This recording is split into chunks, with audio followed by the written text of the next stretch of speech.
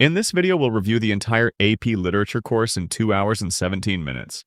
There's a study guide linked in the description that follows the video. It's designed to help you completely study the course in about 2.5 hours so you can get exam ready, even if it's just days before the exam. Just watching the video isn't enough. The video and study guide are made to work together for a thorough review.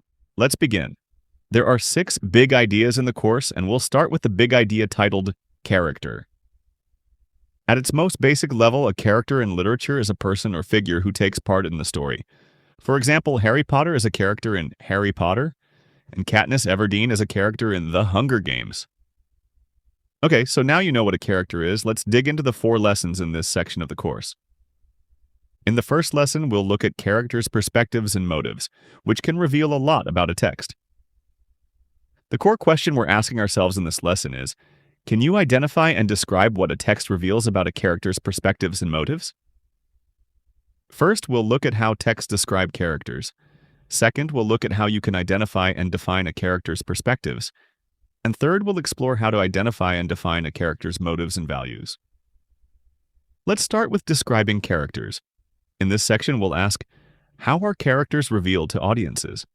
And what are the effects of a character description on the reader's interpretation? So, to start, characters' identities, or we might say their characteristics, are revealed to audiences in 3 main ways. First, the narrator may describe the character for the reader. For example, in Harry Potter, Mrs. Dursley is described in the following sentence. Mrs. Dursley was thin and blonde, and had nearly twice the usual amount of neck, which came in very useful as she spent so much of her time craning over garden fences, spying on the neighbors. Here, the author has physically described Mrs. Dursley, but also provided a description that reveals something about her character, that she's apparently quite nosy. Second, the character's characteristics may be revealed through dialogue, which means conversations within a text. For example, in Harry Potter, Mrs. Dursley's personality is also revealed in the way she talks to Harry. Consider this excerpt. It reads, "Up! Get up now." "Are you up yet?" she demanded. "Nearly," said Harry. "Well, get a move on. I want you to look after the bacon. And don't you dare let it burn." Here, Mrs. Dursley is revealed to be a rather cruel woman, at least to Harry. Third, we can come to know a character by observing their behaviors. For example, toward the beginning of Harry Potter, Harry and the Dursleys stay in a hotel overnight. The text reads, Mrs. Dursley found a few moldy blankets in the second room and made up a bed for Dudley on the moth-eaten sofa. She and Uncle Vernon went off to the lumpy bed next door, and Harry was left to find the softest bit of floor he could and to curl up under the thinnest, most ragged blanket. This paragraph doesn't involve a direct description of Mrs. Dursley and doesn't involve a conversation, but it reveals a lot about who she is by her actions. She clearly despises Harry and is rather cruel to him. So those are our 3 key ways a character can be revealed to a reader, through the narrator's descriptions, dialogue in the text, and the character's observable behaviors. Now let's look at the effects of character descriptions on the reader. Here's what you need to know. Descriptions of characters create expectations for readers. For example, in Harry Potter, Draco Malfoy is described as pale, sneering, and arrogant, which leads readers to expect that he will behave cruelly and act as a bully toward others. However, the character may or may not meet those expectations, which may also affect the reader's interpretation. For example, Severus Snape is initially described as unpleasant and hostile, which encourages readers to distrust him, but later events reveal his loyalty and sacrifice, forcing readers to rethink their earlier judgments. So, overall, you need to remember that there are 3 main ways characters' personalities are revealed to readers. And each of these ways of revealing characters can lead to expectations of those characters that may or may not come to fruition. Okay, our second part of this lesson is about characters' perspectives. First, we'll explore what a character's perspective is. Then, how characters' perspectives are revealed. And third, we'll quickly look at how character perspectives can change as a text proceeds. So, let's start with what character perspective is. Essentially, character perspective refers to the way a narrator or character understands their circumstances. This is informed by their background, personality traits, biases, and relationships. For example, to continue with Harry Potter, A character's perspective can be seen in Ron Weasley, who grows up poor in a large family, so he has an inferiority complex, meaning he always feels like other people are better than him. This is exaggerated by his sense that his best friends are both famous and intelligent. Meanwhile, Draco Malfoy has a superiority complex, meaning he thinks he is above other people. This is presented as being a result of the fact he was raised in a wealthy, pure-blood family, and therefore he believes he has high status. So, the key point here is that different characters, narrators, and speakers will have different perspectives based upon their background, personality traits, biases, and relationships. Now let's look at 7 ways characters' perspectives may be revealed in a text. If you're following along with the AP Lit Mastery Playbook, you can fill out the comprehension section on page 2 while we walk through these 7 points. This will help strengthen your comprehension and memory. First is relationships with other characters. An example is Ron Weasley's friendship with Harry, which reveals Ron's insecurity because he often compares himself to Harry's fame and assumes he is less important. Second is the environment. An example is Hermione Granger's attitude toward Hogwarts, which is the environment.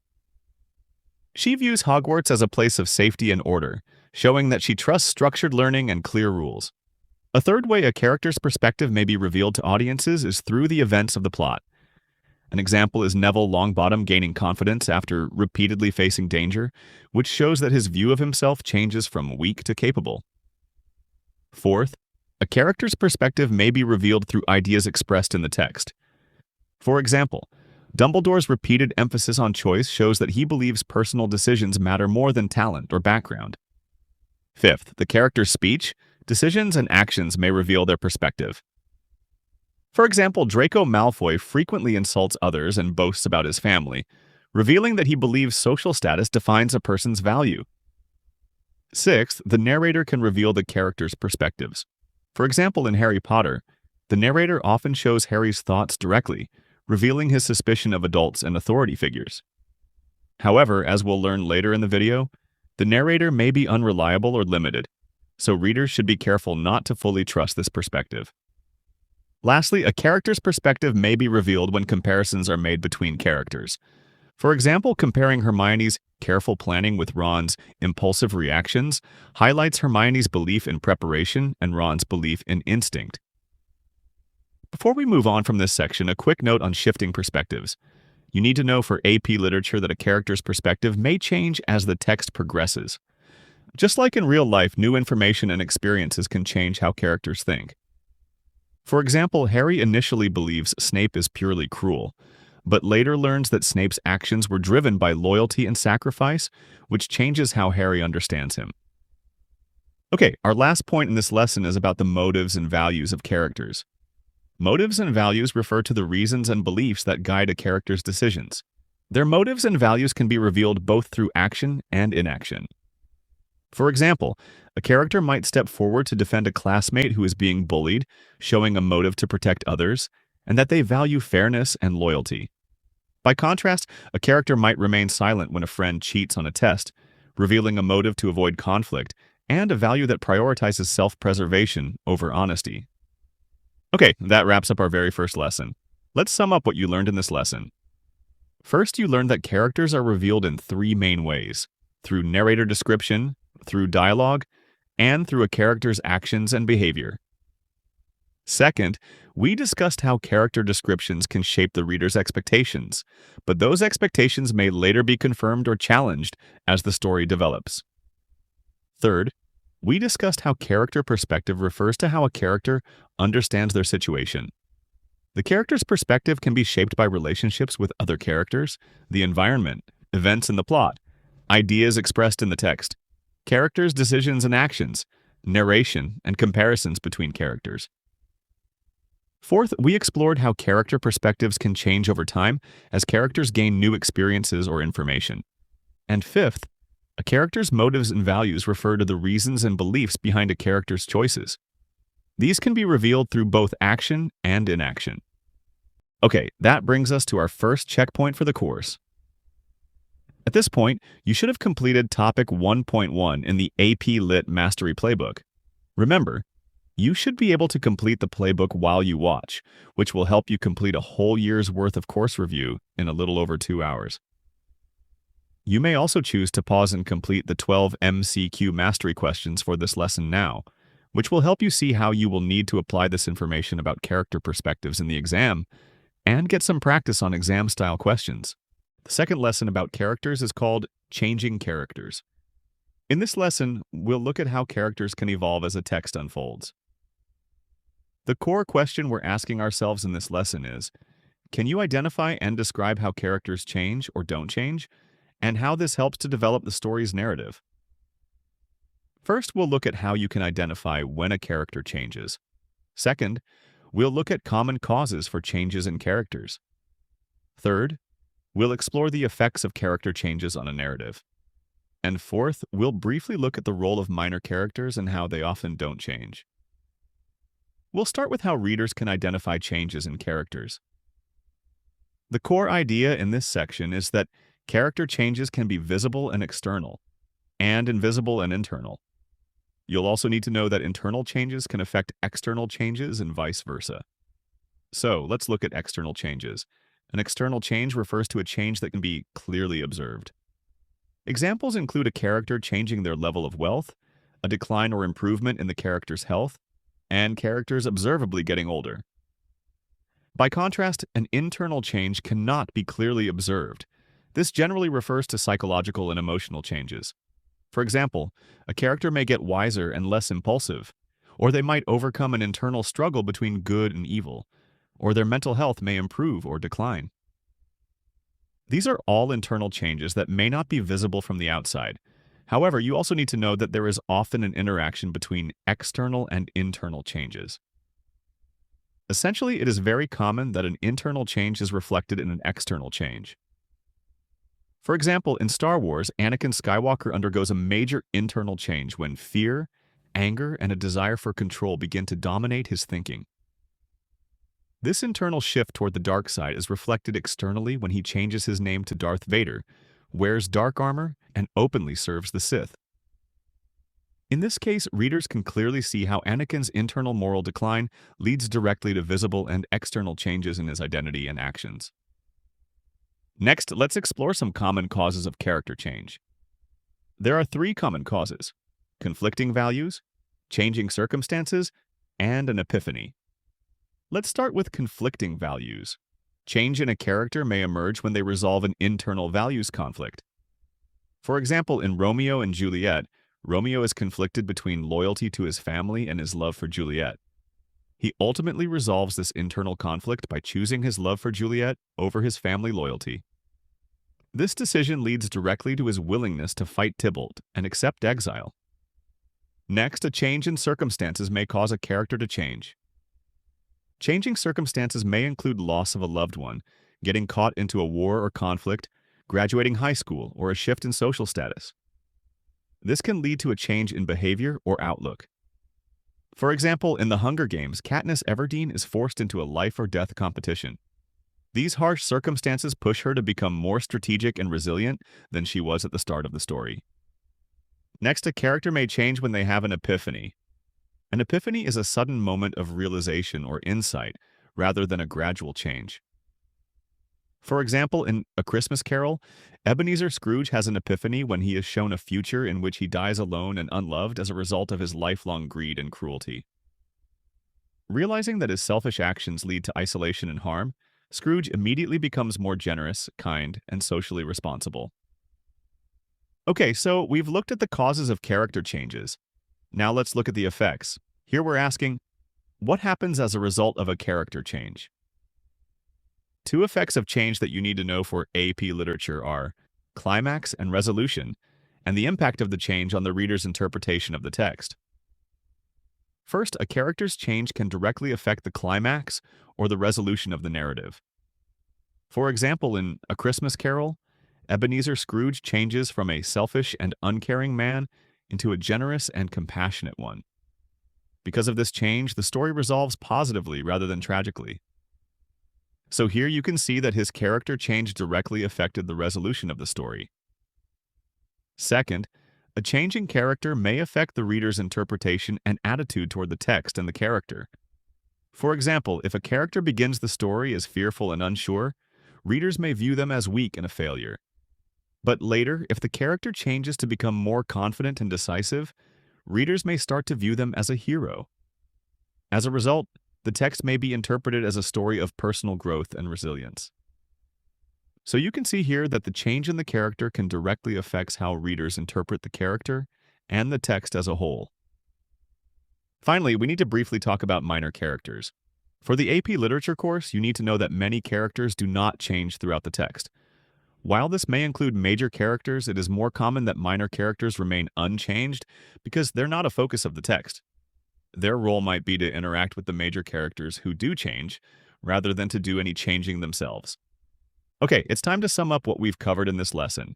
First, we learned that character changes can be both visible and external, and invisible and internal. Second, we learned that internal changes can lead to external, more visible changes, and vice versa. Third, we looked at 3 common causes of character change. These were when a character resolves an internal conflict of values, when a character's circumstances change, and when a character has an epiphany. Fourth, we learned that a character change may directly affect or even lead to the climax and resolution of the text. And fifth, we learned that a character change can influence how a reader interprets both the character and the text as a whole. Okay, that brings us to our second checkpoint. Make sure you complete the study guide for this lesson, which you can get through the link in the description. You should be able to complete it as you watch the video. You'll also get to have a go at some MCQ practice questions for everything you just learned. That will help you get an insight into the ways you might have to apply this information in the exam. And when you're ready, we'll move on to the next lesson. Now, let's dive into the third lesson, where we'll look at the different types of characters you may find in a text and explore how they are contrasted against one another. Our key question is, how do contrasts between characters develop a text narrative? For this lesson, we'll look at the protagonist, the antagonist, and the foil. Let's start with the protagonist. This is the main character of a text. For example, in Harry Potter, Harry is the protagonist, and in The Hunger Games, Katniss Everdeen is the protagonist. Often the other characters, such as the antagonist and foil who we're about to discuss, are part of the narrative primarily to reveal new insights about the protagonist, who remains the text's central concern. So, when analyzing a protagonist, readers should pay attention to how they interact with the antagonist and foil characters. Let's look at antagonist now. An antagonist is the adversary or opponent of the protagonist. There are 4 categories of antagonists that we need to know for AP literature. They are man versus man versus society, man versus nature, and man versus self. Let's start with man versus man. This trope occurs when there is a single character who is the opponent of the protagonist. This character often has a conflicting value system to the protagonist, which causes tension and conflict. For example, a story might feature a student journalist who wants to expose corruption at their school, while a powerful administrator actively works to silence them. The administrator functions as the antagonist because their goals directly oppose the protagonist's values. Next is man versus society. This occurs when the protagonist fights against an entire collective or social group. In this situation, the group functions as a single opposing force. For example, in To Kill a Mockingbird, Atticus defends an innocent black man in court, challenging a whole town's long-standing attitude toward black Americans. Even though no single person is the villain, the shared beliefs and rules of the community act as the antagonist. Next is man versus nature. This occurs when the protagonist comes up against the forces of the natural world, such as extreme weather, dangerous terrain, or animals. For example, a hiker stranded in the wilderness may struggle to survive a snowstorm and find shelter before nightfall. In this case, nature itself creates the central conflict. Next is man versus self. This occurs when the character is challenged by their own internal conflict, like fear, self-doubt, or a moral dilemma. For example, a character may believe they should speak up when they witness injustice, but their fear of social consequences holds them back. The antagonist is not another person, but the character's own internal struggle. Now let's move on to foil characters. A foil character is a minor character who contrasts with the protagonist in a way that highlights the protagonist's unique quality. They do not necessarily have to be an antagonist. For example, a story might feature a highly ambitious student who constantly volunteers, speaks up in class, and seeks leadership roles. Alongside them is a quieter friend who is content to observe and avoid attention. The quieter character functions as a foil because their passivity helps to emphasize the protagonist's drive and assertiveness, even though the two are not in conflict. So, to sum up, a protagonist is the main character of a text, and the antagonist and foil characters help to reveal new information about the protagonist. An antagonist is the adversary or opponent of the protagonist, and may be another individual, a collective group, nature, or the protagonist's own inner thoughts. And finally, the foil is a character whose role is to contrast with the protagonist in a way that highlights the protagonist's unique quality. Okay, we've hit our third checkpoint.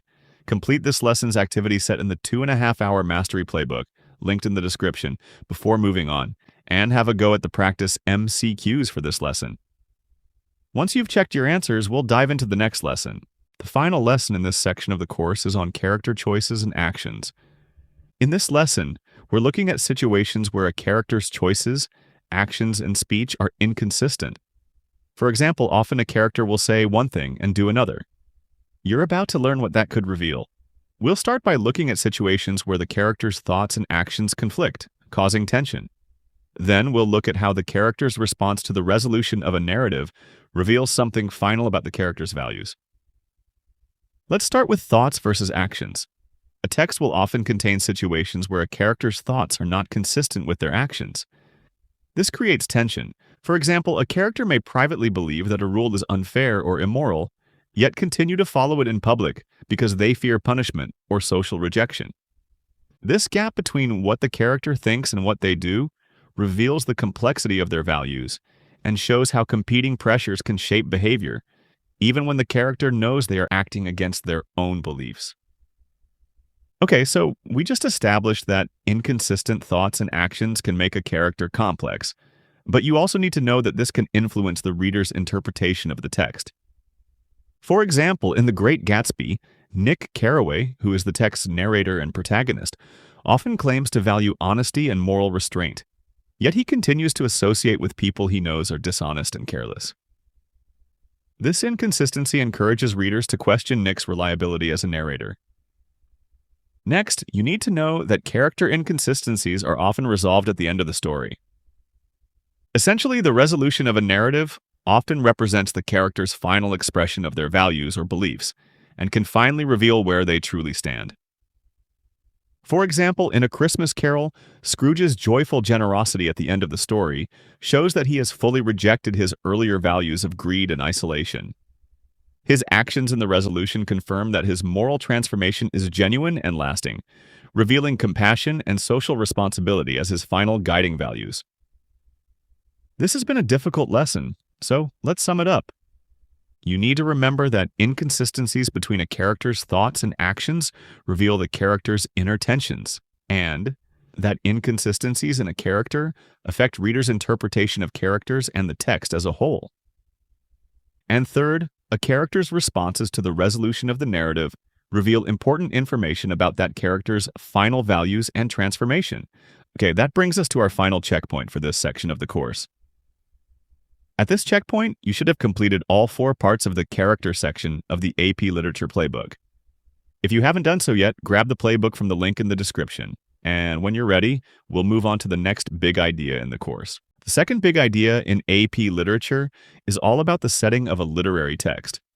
For this big idea, our key question is, can you interpret how the setting of a text conveys values and ideas? So, let's get started with our first lesson, titled Features of Settings. In this lesson, we'll explore 3 elements of a text setting: the time, place, and social environment in which the narrative's events unfold. We'll start with the time in which the events occur. This can tell us something about the story. For example, if a story takes place in the early morning, it may suggest new beginnings or change, because the day is just starting. If a story takes place late at night, it may suggest secrecy, fear, or uncertainty, because darkness limits what characters can see or understand. If a story takes place during winter, it may suggest hardship or emotional coldness, because the natural world feels empty, harsh, or lifeless at that time of year. Next, the setting involves the place where the events occur. This similarly tells us something about the story. For example, if a story is set inside a locked school building, it may suggest control, rules, or a lack of freedom for the characters. If a story is set in a crowded city, it may suggest anonymity because the characters are surrounded by people but still feel alone. If a story is set in a wide, open landscape, such as a field or desert, it may suggest freedom because there are few physical boundaries. Next, you also need to know that the setting involves the social environment, including the social, cultural, and historical situation. The social situation refers to how people relate to one another and what roles they have. For example, if a story takes place in a workplace where no one is allowed to question the boss, this suggests a strict power structure. The cultural situation refers to the shared beliefs, values, norms, and expectations of the text society. For example, a narrative that takes place in California might involve characters playing on the beach, potentially in bikinis. This would be vastly different from a text that takes place in Tibet, where Buddhist temples and a more modest culture might take a more prominent role in the plot. Finally, the historical situation refers to what is happening in the wider world at that time. For example, if a story takes place during the Great Depression, characters may struggle to find work, showing how history limits their options. Okay, so in this lesson, we explored the features of setting. We looked at how a setting includes the time and place during which the events of the text occur, and we look at how setting can also include the social, cultural, and historical situation of the text. Okay, we've hit our first checkpoint for this second big idea. Complete this lesson's activity set in the 2.5-hour mastery playbook, linked in the description, before moving on, and have a go at the practice MCQs for this lesson. Once you've checked your answers, we'll dive into the next lesson. In this lesson, we'll discuss how a setting can influence the narrative. To do this, we'll explore how the setting establishes the mood and atmosphere, how it signals shifts in the narrative, and the role of contrasting settings. Let's start with how a setting establishes the mood and atmosphere. Details such as weather and time of day can make a scene feel tense, calm, lonely, hopeful, and so on. For example, a story that opens on a dark, stormy night in an empty house immediately creates a sense of fear and unease, even before any characters speak or act. Next, when the setting changes, it often signals that something important in the story is also changing. A shifting setting may signal a change in a character's situation, a change in their mindset, or a change in the direction of the plot. For example, when a character moves from a familiar hometown to an unfamiliar city, the new setting can signal the start of personal growth or new challenges. Finally, an author may use the contrast of two different settings for literary effect. For AP literature, you need to know that contrasting settings may highlight opposing values, conflicting ideas, and conflicting ways of life associated with each place. For example, a story might contrast a noisy, crowded city with a quiet rural town to emphasize the conflict between ambition and the simple life. Okay, so in this lesson, we established that a setting may help establish the mood and atmosphere of a narrative. Changes in a setting may suggest other shifts in the narrative, and settings may be contrasted in order to establish a conflict of values or ideas associated with those settings. Before we move on to the next lesson, make sure you complete this lesson's questions in the AP Literature Mastery Playbook, and when you're ready, we'll look at our last lesson in the settings section of the course. In this lesson, we'll explore what you need to know about the relationship between the setting and characters. The key question for this lesson is this: how does the character's interaction with the setting reveal insights about the character or narrative? For this lesson, we'll look at how the setting might give us information about the character, and how the character's interactions with their surroundings might provide further insights. Let's start with how the setting can give us information about the character. Essentially, we can learn a lot about a character by examining the place in which they live, or move through. For example, if a character is introduced living in a cramped, cluttered apartment filled with unpaid bills, readers may infer that the character is struggling financially or feels overwhelmed. Similarly, if a character is introduced hiding in a bunker during a war, readers may infer that they are a rebel underdog rather than an aggressor. The key point is simply that the setting can tell us something important about the character. Next, let's look at characters' interactions with their surroundings. The core idea here is that a character's actions, reactions, and descriptions of a setting reveal how they feel about it. This in turn helps shape how readers understand both the character and the place itself. Let's break this down with an example. We'll imagine a story where two characters walk through the same busy school hallway. One confidently pushes forward, the other avoids eye contact and sticks close to the walls. Here, their different interactions with the same setting reveals contrasting attitudes toward the setting. One seems to feel confident in school and has a positive attitude toward it, while the other dislikes it, suggesting that it's not a place this character enjoys. So, this shows that how a character behaves in a place helps readers understand both the character and the setting. Okay, time for the lesson summary. First, the environment a character inhabits provides information about that character. Second, the way characters interact with their surroundings provides insights about both the characters and the place. Okay, that brings us to the end of our section of the course on settings. By now, you should have completed all the tasks on settings in the AP Literature Mastery Playbook. Check your answers before moving on to the next big idea in this review video. The third big idea is all about how literary texts are structured. For this big idea, our key question is, how can the structure of a text, including poetry, short fiction, long fiction, and drama, contribute to the reader's interpretation of a text? So, let's get started with the first lesson, where I will introduce you to the concept of a plot. First, we'll define the concept of plot. Then we'll discuss a related concept called the dramatic situation. Then we'll look at the role of pacing in the plot. And finally, we'll discuss the different ways chronology can be used in a plot. Let's start with defining a plot. Here we can break it down into the definition itself and its purpose. So here's a clear definition. A plot is the sequence of events in a narrative. The events are connected and often build upon one another. One event may cause another one to occur in sequence. For example, a story might begin with a student failing an important exam, which leads them to lie to their parents, which then causes a confrontation when the truth is discovered later. Each event happens because of the one before it. A key purpose of a plot is to focus readers' attention on the parts of the narrative that matter most to its development. Let's look at some parts of the narrative that the plot may focus readers' attention. First, they may focus readers' attention on particular characters. For example, it might show key events in a character's life. Next, the plot may focus attention on the relationship between characters. For example, it might show a friendship slowly breaking down through a series of arguments. It may also focus attention on the roles of characters in the narrative. For example, it may show one character consistently causing problems while another tries to fix them. And finally, the plot may also focus attention on the setting. For example, it may place characters in a dangerous environment, such as a cyclone, which causes complications that drive the plot forward. Okay, so that's the basics of a plot. Now let's look at the concept of the dramatic situation. A dramatic situation refers to the central problem or conflict that places characters in a meaningful or tense position and drives the action of the plot forward. In simple terms, it is the situation that makes the story worth telling. For example, a dramatic situation might involve a character who finds themselves in a moral conflict with an evil antagonist. Another might involve a character who experiences rising and falling fortunes, causing them to experience emotional turmoil. These situations create tension, force decisions, and shape what happens next in the narrative. Some dramatic situations are very common and recognizable. We call these archetypes.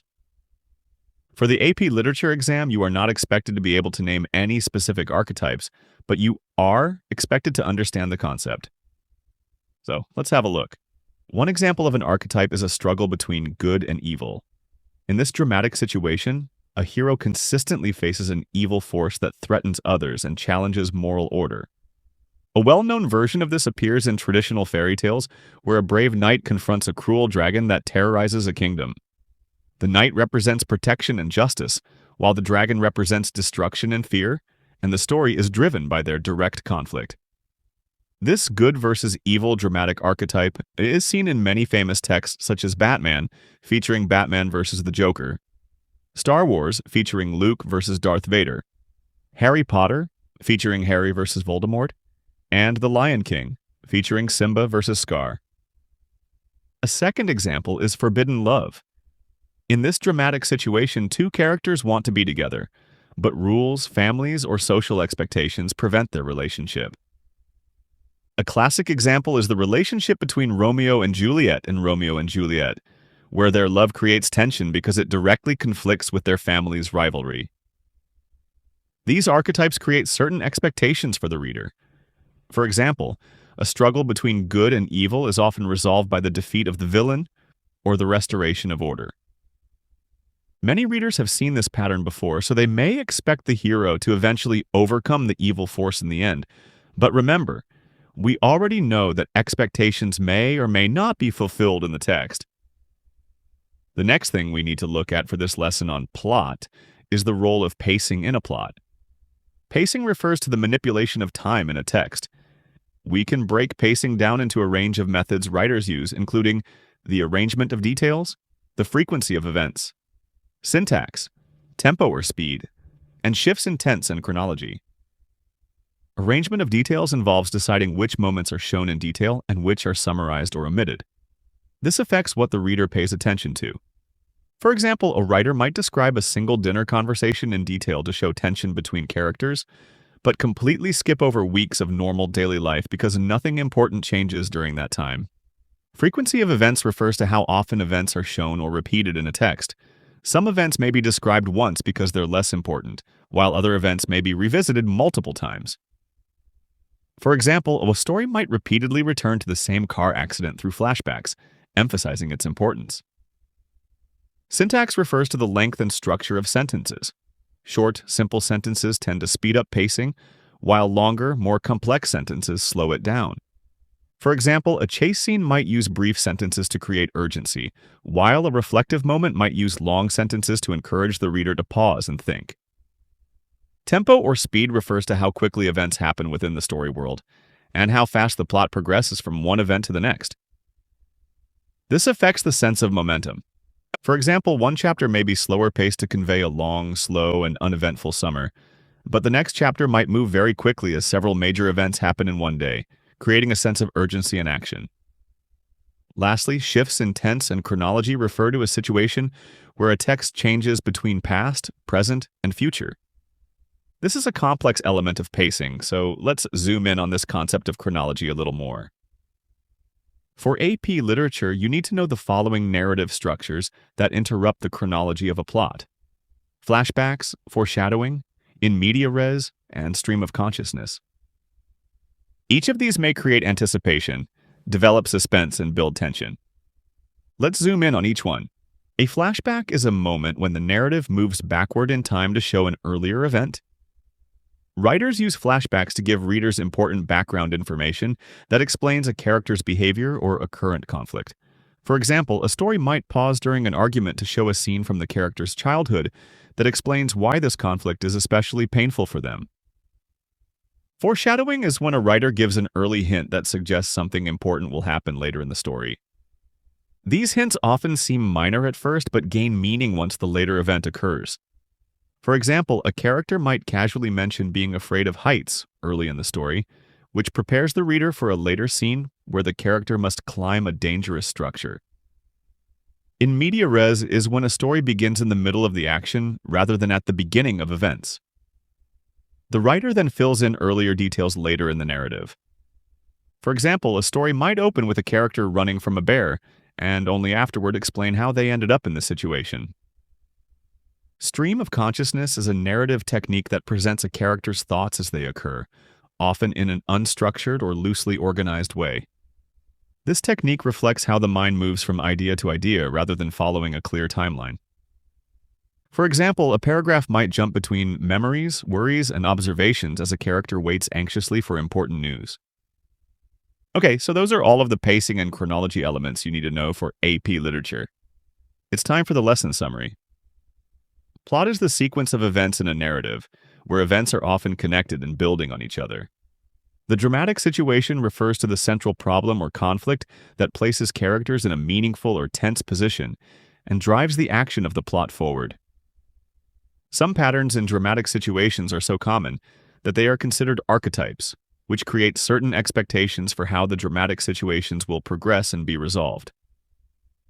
Pacing is the manipulation of time in a text. Pacing techniques include arrangement of details, frequency of events, narrative structures, syntax, tempo or speed, and shifts in tense and chronology.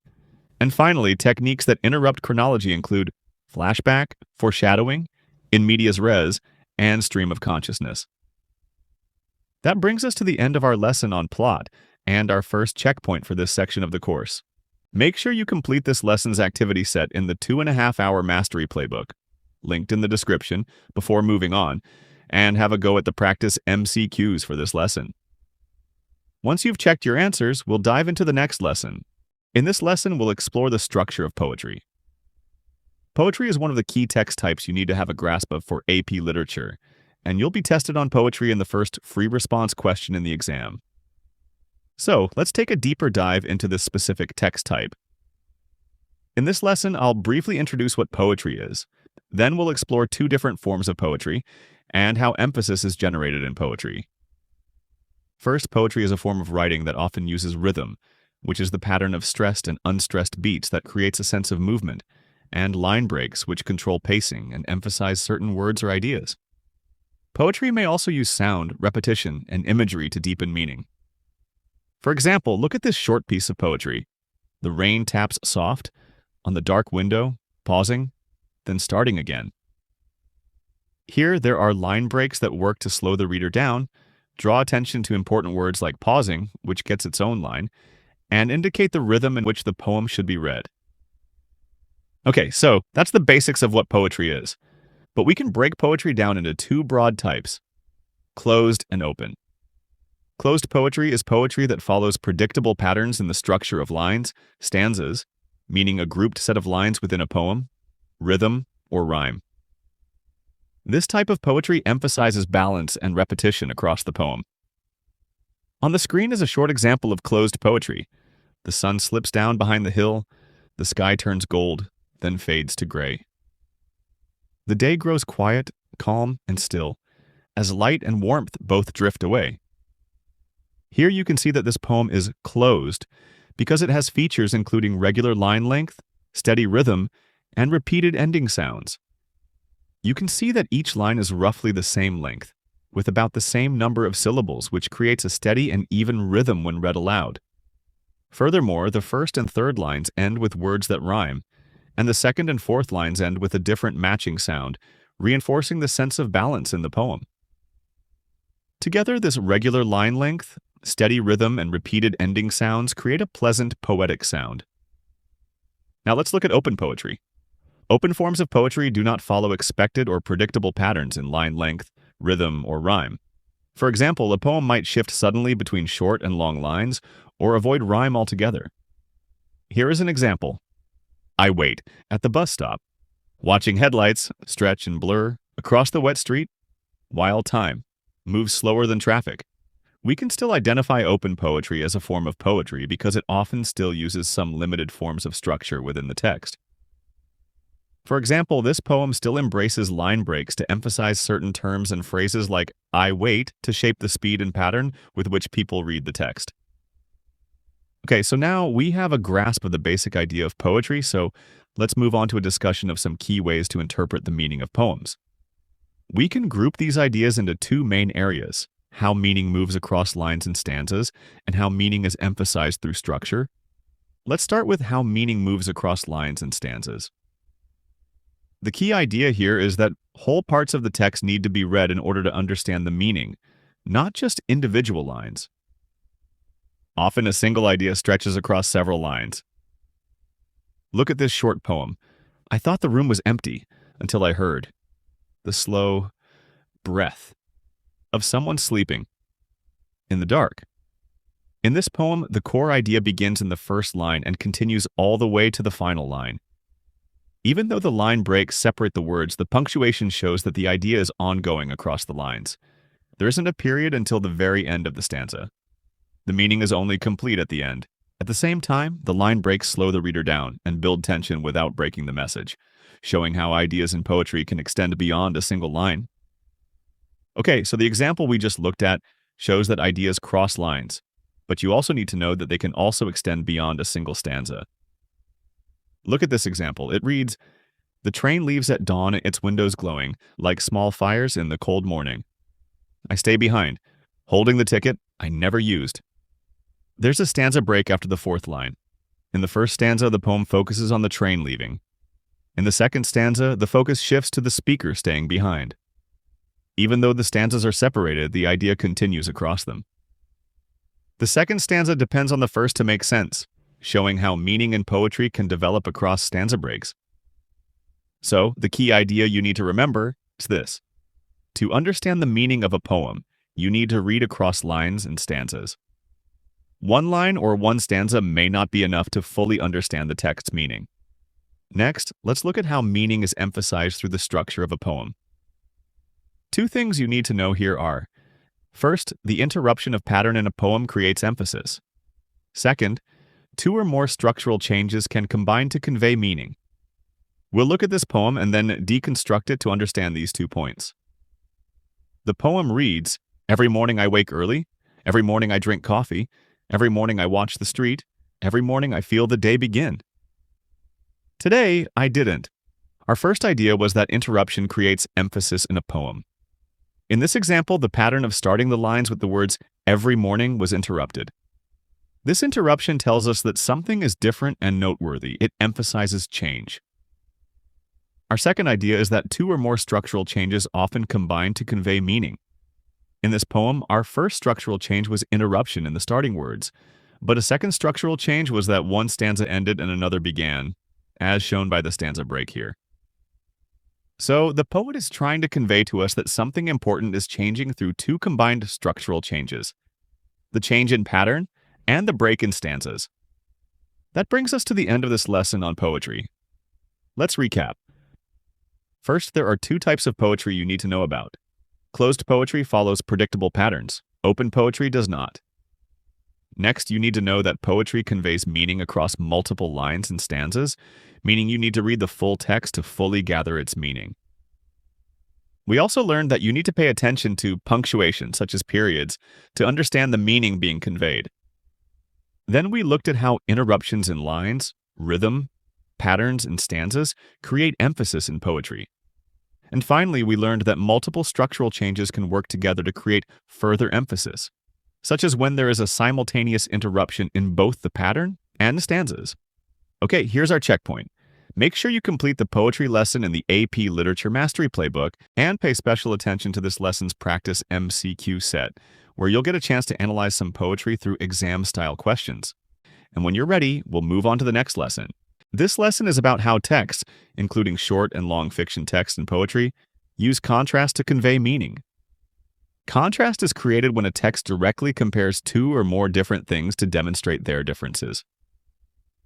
In this lesson, we'll look at the purpose of contrasts in texts, examples of how contrast is introduced, two strategies authors use to develop contrast, and two advanced types of contrast known as paradox and irony. Let's look at two purposes of contrast. These are emphasizing important traits that the writer wants the reader to focus on, and demonstrating conflicting values. First, writers use contrast to highlight the exact traits that matter most in a comparison. For example, if a narrator describes one house as bright, clean, and quiet, and another as dark, cramped, and loud, the contrast emphasizes the trait that matters most for comparison: the degree of comfort in the houses. Second, writers may also use contrast to show a conflict in values through a character's, narrator's, or speaker's perspective. For example, imagine a character wants to stay home to support a struggling parent, but also wants to leave town to take a job that would advance their career. This contrast shows a conflict between two values: loyalty to family and personal ambition. This helps generate tension and complexity within the text. Okay, we've established two purposes of contrast in a text: emphasizing important traits and demonstrating conflicting values. Next, we need to look at some specific ways in which writers introduce contrast within texts. For AP literature, you need to know that writers introduce contrast through focus, tone, point of view, perspective, dramatic situation, setting or time, and imagery. Let's start with contrast through focus. This occurs when attention shifts between two different things. For example, a poem may describe a busy street. Then shift focus to one silent person standing still, using the stark contrast of focus to emphasize the person's isolation. Contrast through tone occurs when the emotional attitude changes. For example, a narrator may describe an event with a cheerful tone, then quickly switches to a bitter tone. This contrast of tone emphasizes a shift or change in attitude or feelings. Contrast through point of view occurs when the same event is seen differently by different observers. For example, a sentry in a lookout tower can see an approaching navy, while a person in the village cannot see it yet. Writers use this contrast to create tension and suspense. Contrast through character perspective occurs when individuals interpret the same situation differently. For example, one character sees a challenge as an opportunity, while another sees it as a threat. This can help contrast the traits of characters. By the way, we dive deep into the difference between point of view and perspective in the next big idea, but for now, you simply need to know that point of view refers to what a person is able to see and know based on their position in the narrative, like the sentry versus the villager, while perspective refers to what someone thinks and feels about events. Okay, let's continue by looking at contrast through dramatic situation. We've already seen that a dramatic situation is a situation where characters are placed in a high-stakes scenario that drives the plot forward. Contrast may occur in a dramatic situation to increase tension. For example, imagine a character is responsible for enforcing the law, but discovers that the person who has committed the crime is a close family member, setting up a contrast between professional duty and personal loyalty. Contrast through setting or time occurs when differences in place or time highlight change. For example, a story may contrast a peaceful childhood home with the same home years later after it has fallen into decay, helping to emphasize the change. Finally, contrast through imagery occurs when opposing images are placed together. For example, a thick, ancient forest is described alongside dry, cracked, deforested earth only a few steps away. By placing them side by side, the contrast draws attention to the immense destruction. Okay, that was a long section, so just to sum up, these are common ways that contrast can be introduced in literature in order to establish conflict and difference within a text. Now let's move on to two specific strategies authors use to generate contrast that you need to know for AP literature. These are shifts and juxtaposition. A shift is a noticeable change in a text that signals a new or contrasting idea. It might be signaled by a single word like but, yet, or however. For example, a poem might describe a peaceful memory, then use the word but to signal a shift into a description of loss. A shift might also be signaled by a structural change, such as a new stanza, new paragraph, or line break. For example, a poem might spend one stanza describing a joyful childhood scene, then begin a new stanza that reveals the speaker no longer lives there. This stanza break signals change. A shift can also be signaled by punctuation, such as a dash or colon. For example, a sentence might build toward a hopeful outcome, then cut off with a dash, and shift into disappointment. Okay, so those are the three ways shifts are signaled textually, through words, structural changes, and punctuation. Now let's look at juxtaposition. Juxtaposition occurs when a text places two ideas side by side to encourage comparison and highlight their differences. For example, a poem might describe a lively, crowded street next to a silent, empty room. By describing the two items side by side, the author has forced a comparison. You also need to know about a specific form of juxtaposition called antithesis. This is when polar opposites are placed side by side within a balanced structure. Let's break that down, because not all examples of juxtaposition are antithesis. Antithesis has two specific features. First, it tends to involve contrasting opposites. The term literally means to place in opposition. The broader concept of juxtaposition doesn't necessarily refer to contrasting opposites. It just requires placing two things side by side to compare them. Second, antithesis involves parallel structure. This means that the text repeats the same grammatical form when introducing all items of comparison. Let's look at three examples. First is, that's one small step for man, one giant leap for mankind. Here, the two clauses parallel one another in their structure, and they contrast one individual man to humanity as a whole. Second is, it was the best of times, it was the worst of times, it was the age of wisdom, it was the age of foolishness. The clauses parallel one another in structure, and both best and worst and wisdom and foolishness are opposite concepts. Okay, that's it for shifts and juxtaposition. The last thing you need to know about contrasts for AP literature is how they generate irony and paradoxes.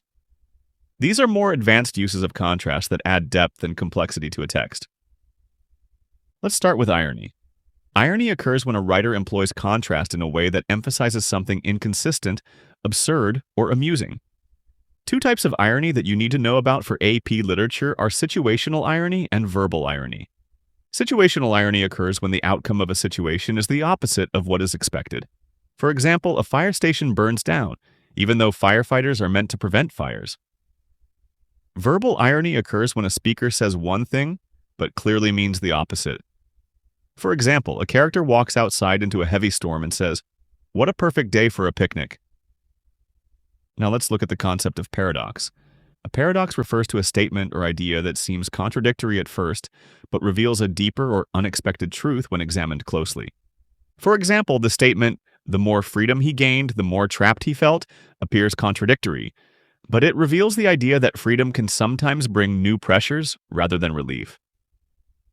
Another example is, "The more he learned, the less he knew," which seems contradictory at first, but reveals that gaining knowledge often makes a person more aware of how much they do not yet understand. Okay, so those are all the types of contrast you need to know about for AP literature. It's time for the lesson summary. First, we learned that contrast helps to highlight contradictions, inconsistencies, important traits, or conflicting values in a text. Second, we looked at how contrast can be introduced through focus, tone, point of view, perspective, dramatic situation or moment, settings or time, or imagery. Third, we explored how authors use shifts and juxtaposition to introduce contrast, and juxtaposition can demonstrate an antithesis. And fourth, we looked at how verbal irony, situational irony, and paradoxes are several ways contrast can be used to add complexity and depth to a text. Okay, we're at another checkpoint. Make sure you complete this lesson's tasks in the AP Language Mastery Playbook, linked in the description, and check your answers. Have a go at the practice MCQs so you can see how to apply this lesson's information in the exam. Then we'll move on to the next lesson. In this lesson, we'll focus on the importance of significant events in a literary text. Earlier in this video, we discussed how a plot progresses through a series of events which build upon one another to tell a story. But some are more significant than others. So, the key question we're asking in this lesson is, what role does a significant event or set of events play in developing the plot? First, we will study 3 types of events you need to know about for AP literature. Then, we'll look at what it is that makes an event significant. And finally, we'll explore how events generate suspense and anticipation. Let's start with types of events. For AP literature, you need to know about the following types: episodes, encounters, and scenes. An episode is a series of related events that focus on the same situation or goal. For example, a character repeatedly tries to leave a town and faces obstacles each time. Each of these related events together constitute one overall episode. Next is an encounter. This is a brief but meaningful interaction that influences what happens next. It's often a one-off interaction between characters who may never cross paths again. For example, a detective in a mystery novel may meet an anonymous man who reveals important information before disappearing into the night. Next is a scene, which is a single event that takes place in one setting and time. For example, a main character in a young adult novel is confronted by his parents about his poor grades. Once the text has moved on from that kitchen encounter, the scene has ended. Okay, so now we've got the basics out of the way, let's move on to the significance of events. For AP literature, you need to know that some events are more significant than others. The significance of an event depends on its relationship to 3 elements: the narrative, the conflict, and character development. First, an event may be considered significant if it is central to the progression of the narrative. For example, an event where a character discovers a hidden letter that reveals a path to hidden treasure is very significant. Second, an event may be considered significant if it develops the text conflict.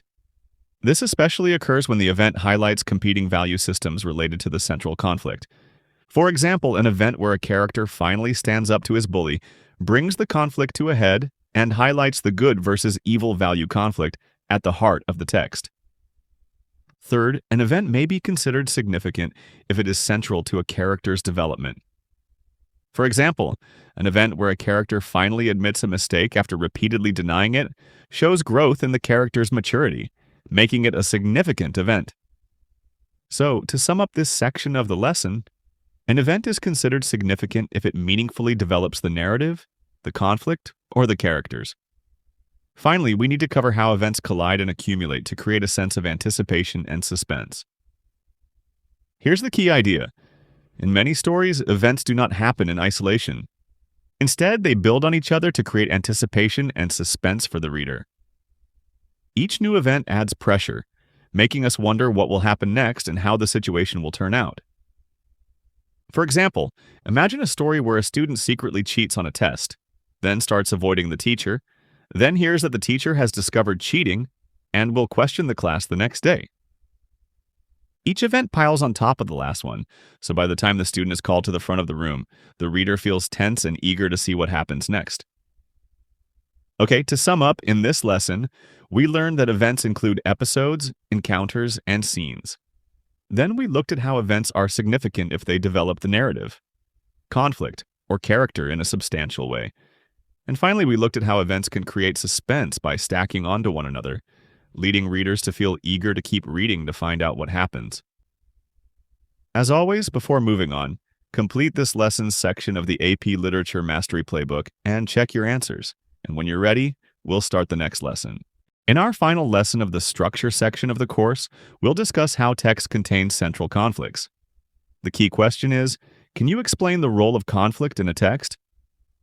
Here's what we'll cover in this lesson. First, we'll explore the two types of conflict you need to know. Then we'll look at implicit and indirect conflicts. Then we'll explore situations where there are multiple conflicts in the same literary text. And finally, we'll look at how conflicts are resolved. Let's start with the two types of conflict you need to know. These are internal conflict and external conflict. First, internal conflict refers to a psychological conflict within the character's mind. For example, they may be experiencing tension between self-interest and altruism simultaneously, which leads to tension that needs to be resolved through the storyline. Second, external conflict refers to conflict between the protagonist and an outside force that obstructs them in some way. As we explored in Lesson 1.3, this external antagonist could be another person, society as a whole, or even a natural conflict such as a stormy sea. But sometimes the conflict isn't so clear. This occurs when a conflict is an unseen character, a preceding action, or a textual inconsistency. First, an unseen character is a character who does not directly appear in the narrative, but whose influence affects events or decisions. For example, a short story may be about a person trying to hide an item somewhere in the house before the police arrive.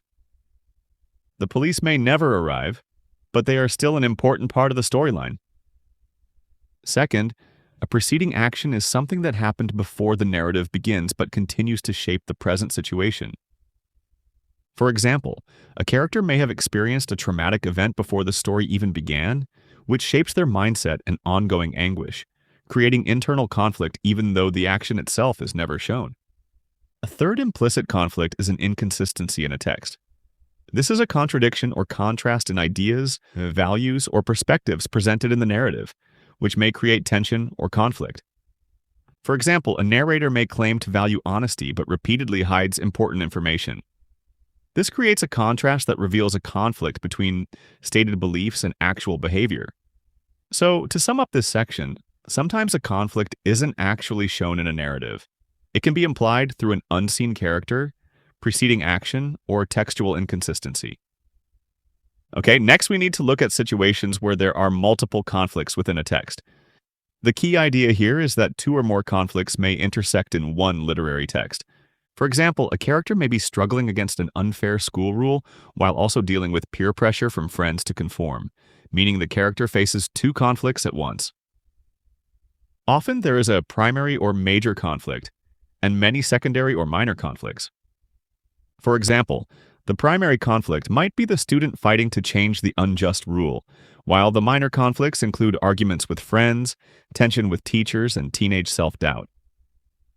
These minor conflicts can intensify the primary conflict by increasing the pressure on the character and making the central struggle more difficult to resolve. Okay, the last thing we need to look at in our conflict lesson is how conflicts are resolved, and sometimes aren't resolved at all.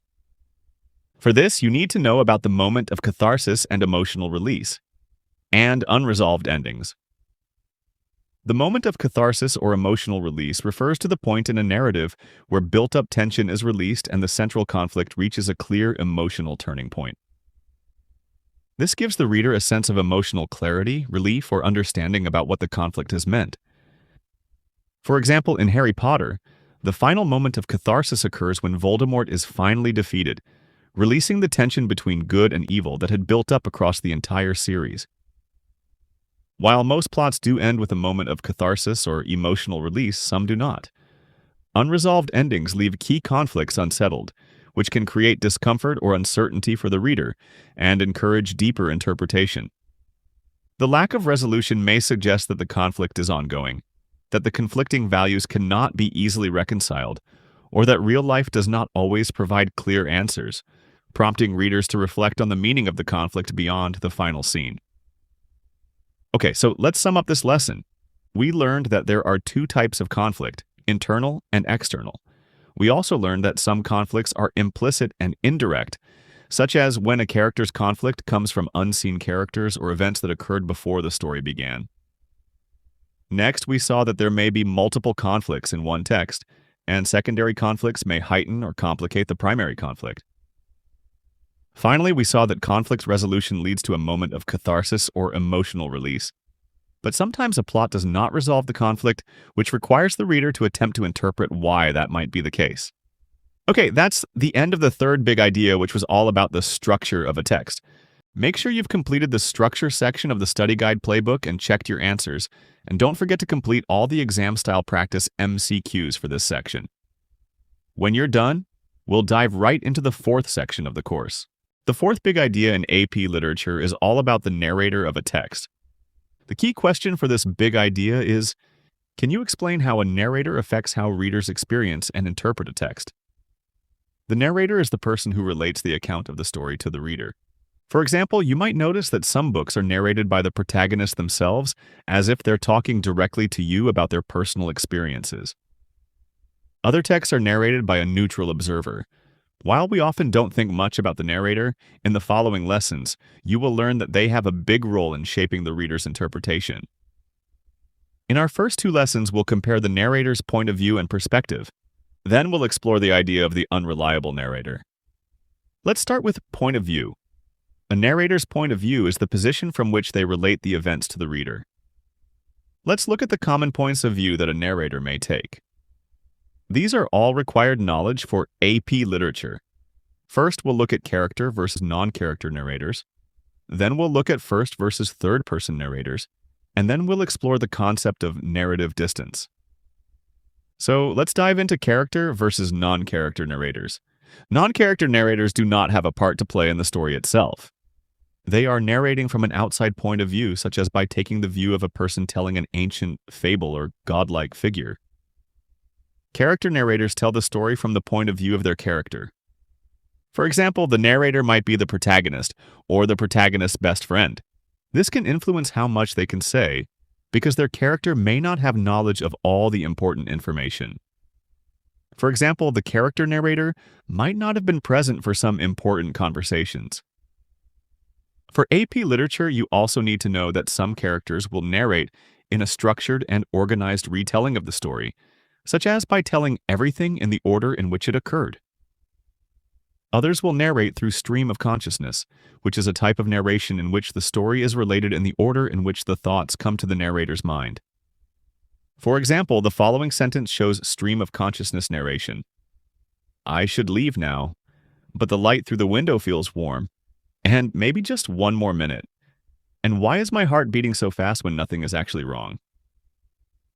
Okay, so we've seen that we can divide narrators up by whether they're characters or non-characters. Another way we can classify a narrator's point of view is by comparing first and third-person narration. The first-person narrator uses pronouns like I, me, and we to narrate events from the speaker's own point of view. They are also often characters involved in the narrative itself. For example, in the following sentence, the narrator, who also happens to be the protagonist, is using first person. It reads, "I woke up that morning feeling like the whole wide world was at my disposal. I was frankly invincible." Here's another example of a first-person narrator. Here, they are not the protagonist, but they're clearly a participant in the story. They say, "I watched him stride into the room as if it already belonged to him, and I remember thinking that nothing good would come of it." In this example, the narrator uses I, which shows the story is told from the first-person point of view. By contrast, third-person narrators do not refer to themselves. Instead, they exclusively use pronouns like he, she, or they when describing events. We'll look at two types of third-person narrators. The first is the third-person omniscient narrator. This type of narrator is outside the story.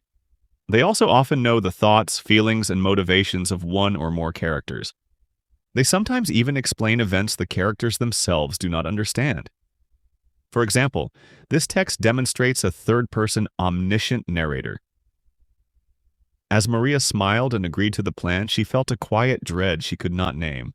While across the room, Daniel felt a surge of confidence, unaware that the decision they had just made would undo them both. Here, the omniscient third-person narrator knows the thoughts and feelings of multiple characters simultaneously. They may also be able to foretell future events that the characters don't know about. As you can see, this is a godlike narrator. There may also be a third-person limited narrator, sometimes also known as the observational narrator. This narrator can't get inside the heads of the characters, but relates the events as they might be observed by a fly on the wall. For example, this text demonstrates a third-person limited narrator. She closed the door behind her, paused for a moment, and then walked quickly down the empty street, never once looking back. For the third-person limited narrator, the thoughts of the characters cannot be directly explained, so the narrator relies on observable descriptions that imply thoughts and behaviors, such as in this example where the woman paused for a moment, implying potential regret or uncertainty. Okay, so to sum up, narrators can narrate in the first person, third person omniscient, and third person limited. Now let's look at one last concept for this lesson. It's called narrative distance. This is all about how involved in the story the narrator is. To explore this concept, we'll dive into the 4 elements of narrative distance that you need to know for AP literature. These are physical distance, chronological distance, relationship distance, and emotional investment. First, physical distance refers to how physically close the narrator is to the events as they happen. A narrator who is physically close can describe what they directly see and hear. For example, a narrator who says, "I stood in the crowd as the door slammed shut in front of me," is physically close to the action. A narrator who is far away may describe events with less intimacy. For example, a narrator who says, "In a town across the river, a door was closed that would change everything," is physically distant. Next, chronological distance refers to how much time has passed between the events of the story and the moment of narration. A narrator speaking during or immediately after events has little chronological distance. For example, "As this is happening, I do not yet understand what it means," shows low chronological distance. Conversely, a narrator looking back years later appears more removed from the story. For example, consider this sentence. "Looking back 20 years later, I finally understand why that day mattered." This shows high chronological distance.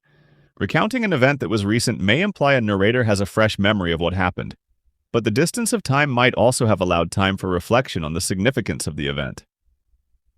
Next, relationship distance refers to how personally connected the narrator is to the characters involved. A narrator closely related to the characters may offer intimate or even biased insights. For example, "My sister's silence terrified me," shows close relationship distance and an intimate personal relationship. Conversely, a distant narrator may describe relationships more neutrally. For example, they may state, "The girl said nothing and avoided eye contact," showing greater distance and less of a personal connection. Finally, emotional distance refers to how emotionally involved the narrator is in the events being described. A narrator with low emotional distance may reveal strong feelings. For example, "My chest tightened and I could barely breathe as he walked away," shows low emotional distance. A narrator with high emotional distance remains detached. For example, "He left the room and the conversation ended," shows high emotional distance. Okay, that brings us to the end of this lesson. To recap, in this lesson we learned that the narrator's point of view refers to their position in relation to the story. The narrator may be a character or a non-character observer. Character narrators may narrate through a structured and organized retelling, or through stream of consciousness. They may also speak from a first-person perspective, third-person limited perspective, or third-person omniscient perspective. The first-person narrator is most often also a character narrator. The narrator will also sit along a distant spectrum from the narrative, being either far removed from the characters and events or very close. Okay, it's time for our first checkpoint for the narration section of the course. Pause now to finish off this lesson's notes in the AP Literature Mastery Playbook, and don't forget to have a go at this lesson's exam-style MCQ practice questions. Then when you're ready, let's dive into the next lesson. In this lesson, we'll explore the perspective of the narrator. This shouldn't be confused with a narrator's point of view. In the previous lesson, we learned that point of view demonstrates what a narrator is able to know about the story based on their relationship with and distance from the events. In this lesson, we'll explore how perspective is all about the narrator's interpretation of what they have observed. For example, imagine a story where the narrator is a close friend to the protagonist. Their position as a friend is the point of view from which they can see events. But their perspective is how they interpret and feel about the events. They could feel love and admiration for their friend, or frustration with them, or even dislike for them. Importantly, readers tend to develop a close relationship to the narrator, so they often get influenced by the narrator's perspective, even though it may be biased or limited. Okay, so now we've established the difference between perspective and point of view. Let's dive into the lesson on perspectives. For AP Literature, you need to be able to identify and describe the narrator's perspective, and then we'll look at instances where the narrator's perspective may change or become inconsistent. So let's explore ways you can identify the narrator's perspective. It may be identifiable through the descriptive words used by the narrator's attitude and tone, the syntactical arrangement of phrases and clauses, and the inclusion or exclusion of important information. First, a narrator's choice of descriptive words may reveal their perspective. In particular, you may need to consider the adjectives and adverbs used in descriptions. These words often carry judgment or feeling, rather than just neutral description. Let's look at an example of an adjective that could reveal the narrator's perspective. Consider this sentence: "The apartment was cramped and airless." The adjective cramped suggests discomfort and dissatisfaction, revealing how the narrator feels about the space. Now let's look at a similar example using an adverb. Consider this sentence: "He smugly explained his decision." The adverb smugly carries clear judgment, revealing the narrator's negativity toward the character, rather than simply describing how he spoke. The narrator's tone also reveals perspective. Tone refers to the narrator's overall attitude toward what is being described, such as whether they sound approving, critical, calm, or dismissive. For example, if a narrator says, "He finally finished the task after taking far longer than necessary," the tone suggests impatience or criticism, which reveals the narrator's negative perspective of the character's actions. Next, a narrator's syntactical arrangement of phrases and clauses refers to how a sentence is structured and which details are placed first, last, or given extra space. This structure can show what the narrator considers most important. For example, in the sentence, "Unfairly blamed and still furious, she opened the letter," the narrator places their judgment of the event first and the action second. This prioritization of their judgment in the sentence reveals that the narrator really wants us to know they are very critical of the situation. You may also be able to identify the narrator's perspective based upon the information they have chosen to include or exclude. The amount of information provided and its level of detail can reveal biases, motivations, or understandings. For example, if a narrator explains one character's reasons for acting, but gives no explanation for another character's actions, this suggests the narrator is more aligned with or interested in the first character's perspective. Before moving on, we need to look at how the narrator's perspectives may change and even be inconsistent. For this, we'll look at situations where there are multiple perspectives, changing perspectives, and inconsistent perspectives. So let's look at multiple perspectives. Essentially, multiple narrators may provide contradictory information in a text, which means readers must consider competing viewpoints rather than a single, clear truth. For example, a text about a marriage may contain two narrators, a husband and a wife. Chapter 1 is narrated from the husband's perspective, and Chapter 2 is narrated from the wife's perspective. The husband may describe himself as kind and honest, while the wife describes him as deceptive and mean. Both perspectives exist in the same text, and the reader must weigh them against each other. Next, changing perspectives occur when a narrator's understanding shifts over time due to events or interactions. This often happens as narrators learn new information or gain insight, so it tends to happen more with limited narrators rather than omniscient narrators. For example, a narrator may begin a story believing that a strict teacher is unfair, but after seeing the teacher kindly helping a student, the narrator's perspective changes and becomes more understanding. This shift shows development in how the narrator interprets the world. Finally, inconsistent perspectives occur when a narrator's viewpoint does not fully align with their own actions, statements, or earlier claims. These inconsistencies can create irony or signal that the narrator is unreliable or conflicted. For example, a narrator may describe themselves as fair and honest, yet also describes a time they cheated in a test. This gap between what the narrator claims and what they reveal adds irony and deepens the complexity of the text. Okay, it's time for the lesson summary. First, we learned that the narrator's perspective refers to their interpretation of events. Then we looked at a range of ways to identify the narrator's perspective, including by examining word choice, tone, syntax, and the narrator's choice to include or exclude certain details. Then we explored how a narrator may change perspectives over the course of a text as they learn more information. And finally, we looked at how multiple, contrasting, and inconsistent perspectives can occur within a single text and contribute to the complexity of the text. Okay, that's it for this lesson, so it's time for another checkpoint. Pause now to finish off this lesson's notes in the AP Literature Mastery Playbook, which is linked in the description. And don't forget to have a go at this lesson's exam-style MCQ practice questions to see how you'll need to apply this information in the exam. Then when you're ready, let's dive into the next lesson. In this lesson, we'll explore the concept of the unreliable narrator. You may have always read a literary text and just assumed that what the narrator was saying was an accurate account of the narrative. But that's not always the case. Sometimes a literary text is written with a narrator you cannot trust. This forces the reader to actively read the text to try to find the truth or mystery hidden behind the narrator's claims. So let's explore this concept together. We'll look at bias and reliability of narrators, how a narrator's background and perspective may influence their reliability, how different narrators may offer different or even contradictory information based on how much knowledge they have access to, and finally, how the unreliable narrator may affect our understanding of characters' motives. First, you need to understand that bias can affect a narrator's reliability. Bias occurs when a narrator shows a clear preference for certain characters, prejudice against certain characters, or emotional investment that shapes how events or characters are presented. When readers detect bias, they may trust the narrator less because the account may be selective or distorted.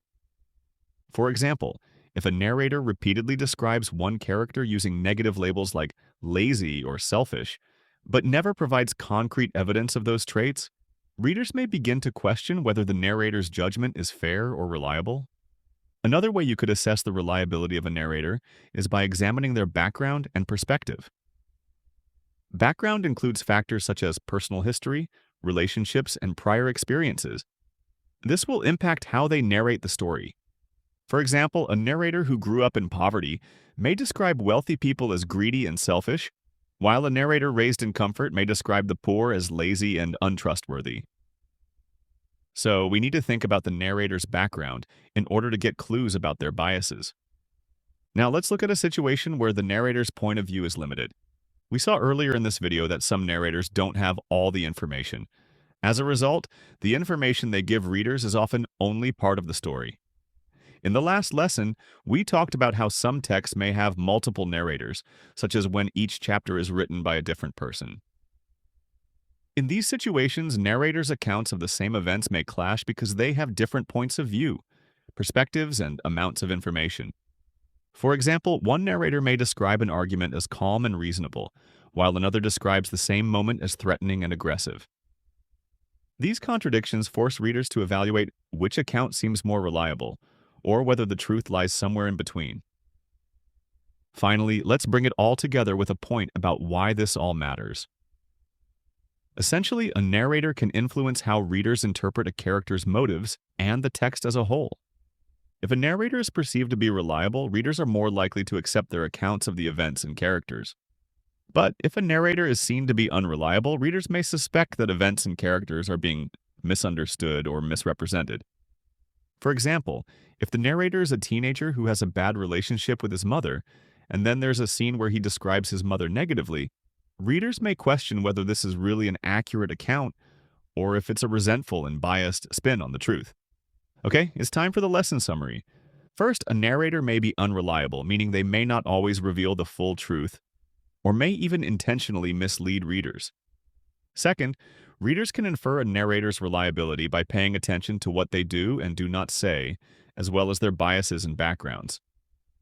Third, multiple narrators may provide contradictory information, revealing that one or more narrators may be unreliable. Fourth, the reliability of a narrator may influence a reader's understanding of a character and the text.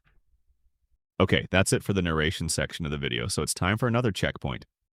Pause now to finish off the narration section of the AP Literature Mastery Playbook, which is linked in the description, and check your answers to all of this section's exam-style MCQ practice questions to prepare for the exam.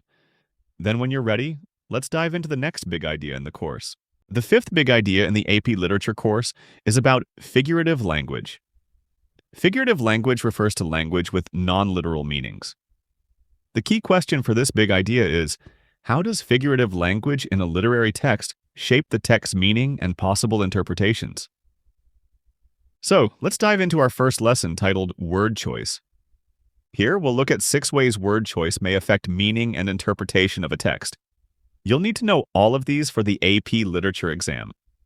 These are words with multiple meanings and connotations, descriptive words, antecedents and referents, hyperbole, repetition, and alliteration. Let's start with words that have multiple meanings. If you took AP English Language, you might remember that words can have denotative and connotative meanings. A denotative meaning is literal. It's the definition you might see in a dictionary. For example, the denotative meaning of home is a place where someone lives.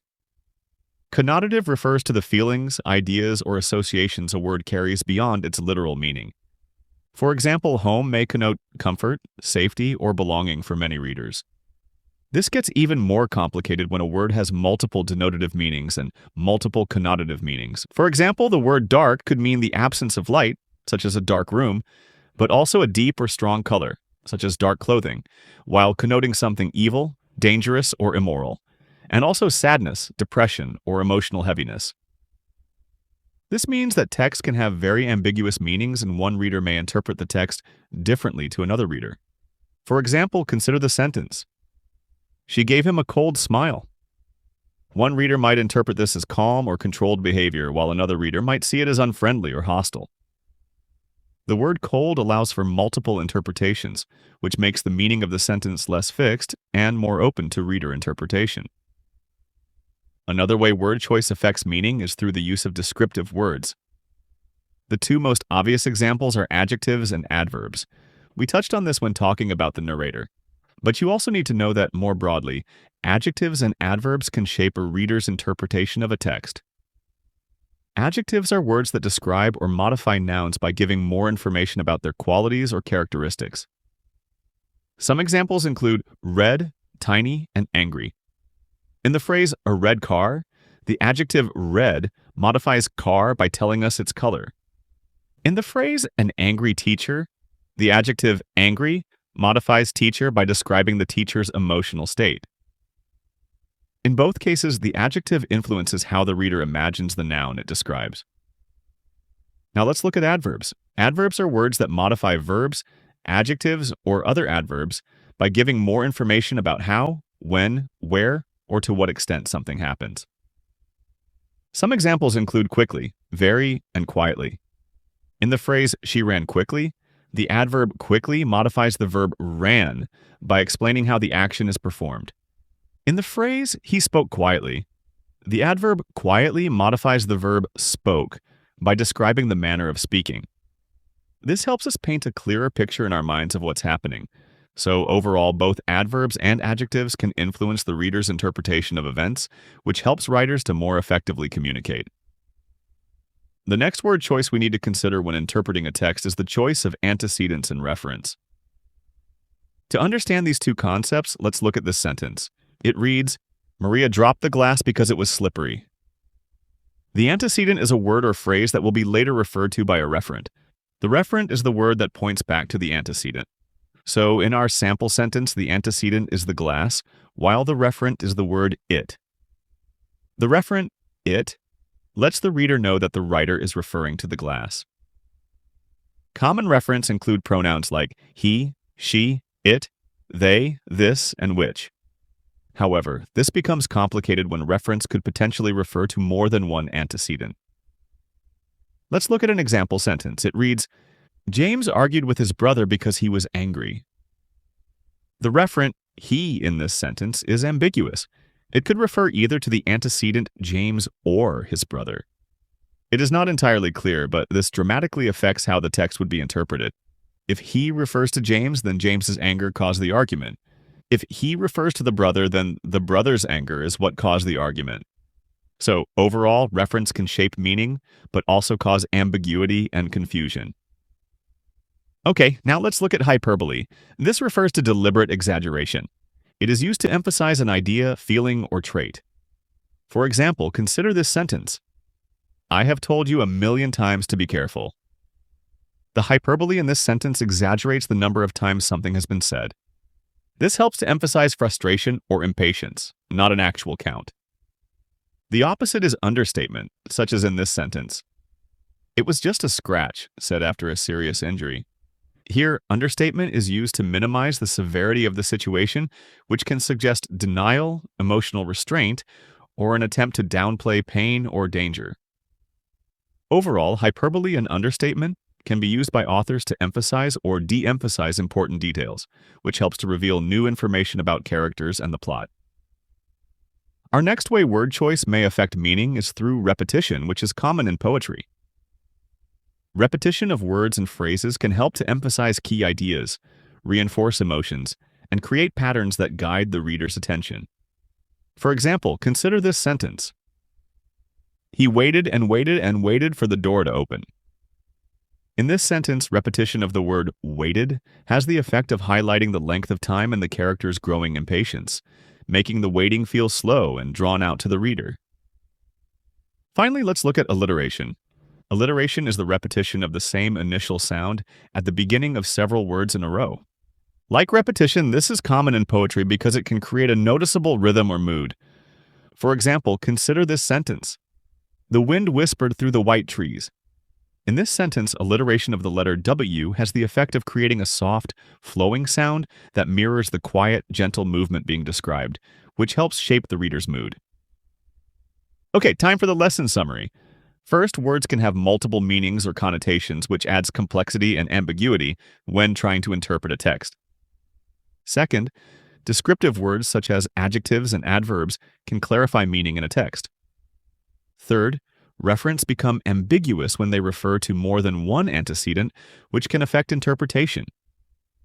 Fourth, use of hyperbole exaggerates ideas while understatement minimizes them, which helps to convey the author or narrator's perspective. And fifth, repetition and alliteration can emphasize and clarify an author's ideas. Okay, that's it for this lesson, so it's time for another checkpoint. Pause now to finish off this lesson's notes in the AP Literature Mastery Playbook, which is linked in the description. And don't forget to have a go at this lesson's exam-style MCQ practice questions to see how you'll need to apply this information in the exam. Then when you're ready, let's dive into the next lesson.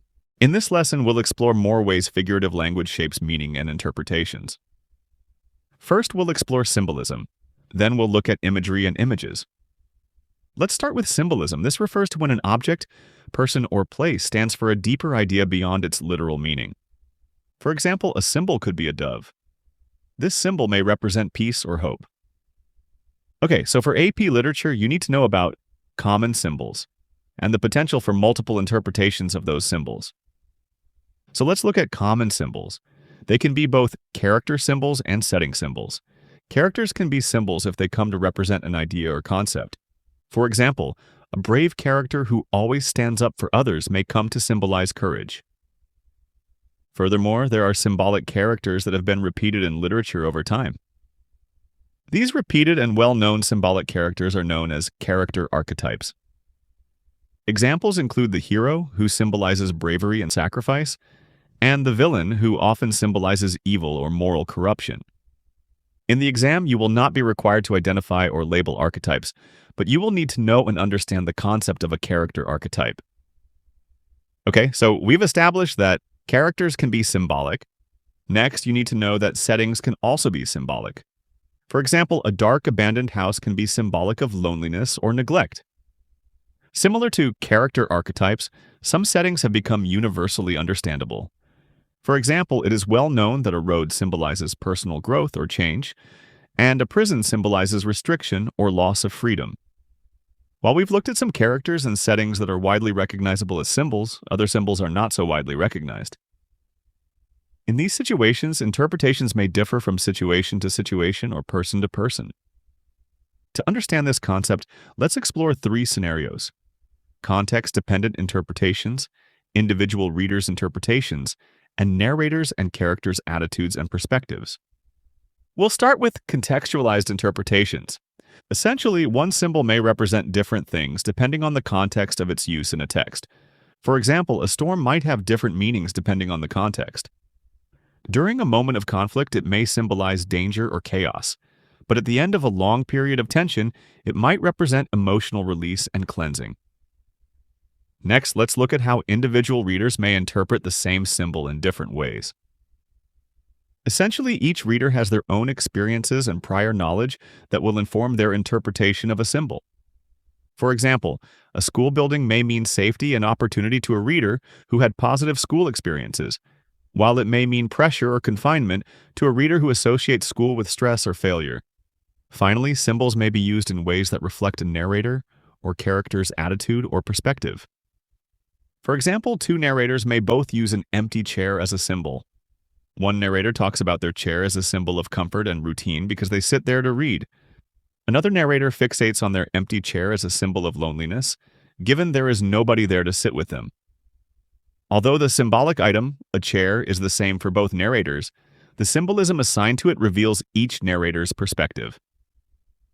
So, to sum up, sometimes the meaning of a symbol is not fixed. It may change based upon its context of use, the reader's interpretation, or author or narrator's perspective. Now let's move on to images and imagery. Imagery refers to descriptive or figurative language that works to create mental pictures. It is often produced through descriptive words such as adjectives and adverbs, which could paint a picture in the reader's mind. In this section, we'll define and explain the concept. Then we'll look at literal versus figurative images, and finally, we'll explore the concept of the motif.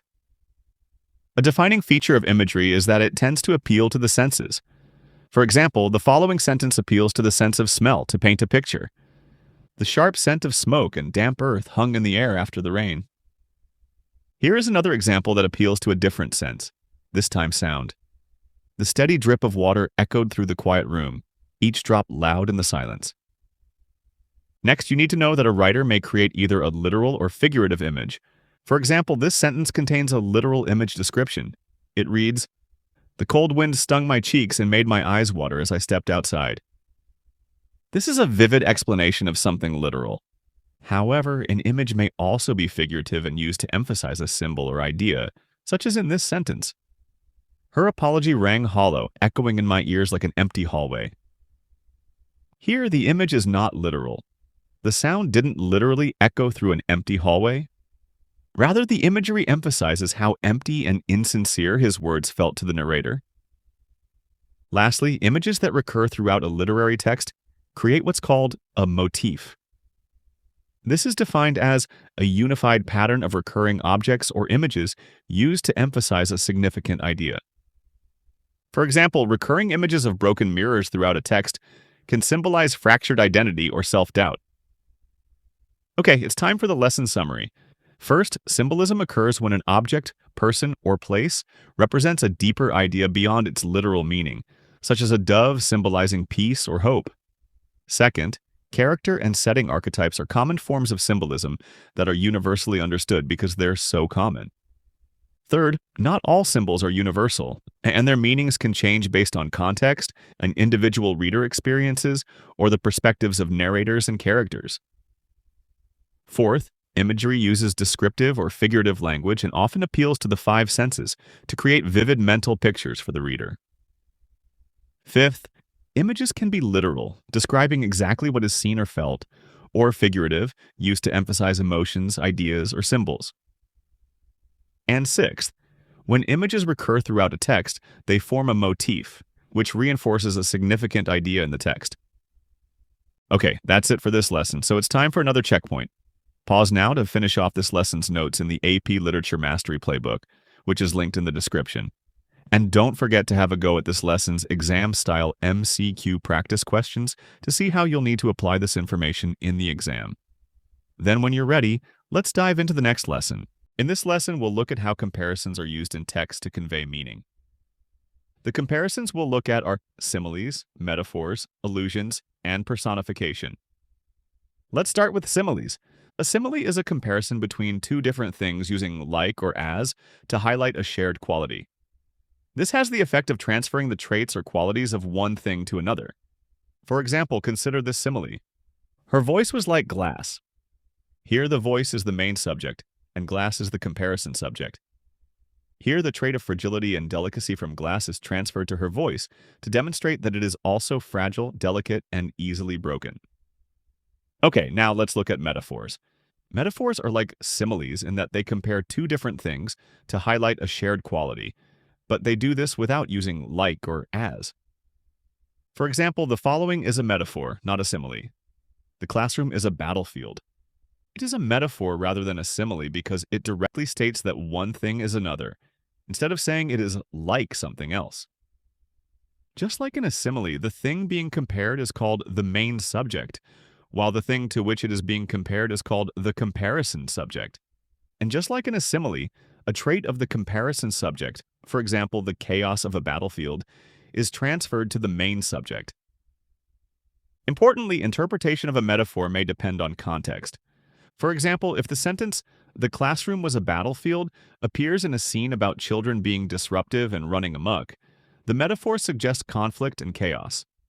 However, if it appears in a scene describing students competing to get the top grade, the same metaphor may suggest hard work and competitiveness under pressure rather than chaos. So, the key point here is that you sometimes need to think about the text's broader context in order to interpret a metaphor. Okay, so far we've explained what a metaphor is and discussed how they can be interpreted based on the text's broader context. But for AP language, you need to know about two special types of metaphors. These are extended metaphors and conceit. An extended metaphor is a metaphor that is developed and sustained over multiple words, lines, or ideas rather than appearing just once. This differs from a regular metaphor because the original comparison is expanded upon through additional details or use of simile and imagery. For example, a text might describe life as a journey and then refer to wrong turns, dead ends, smooth roads, and distant destinations to keep building that comparison.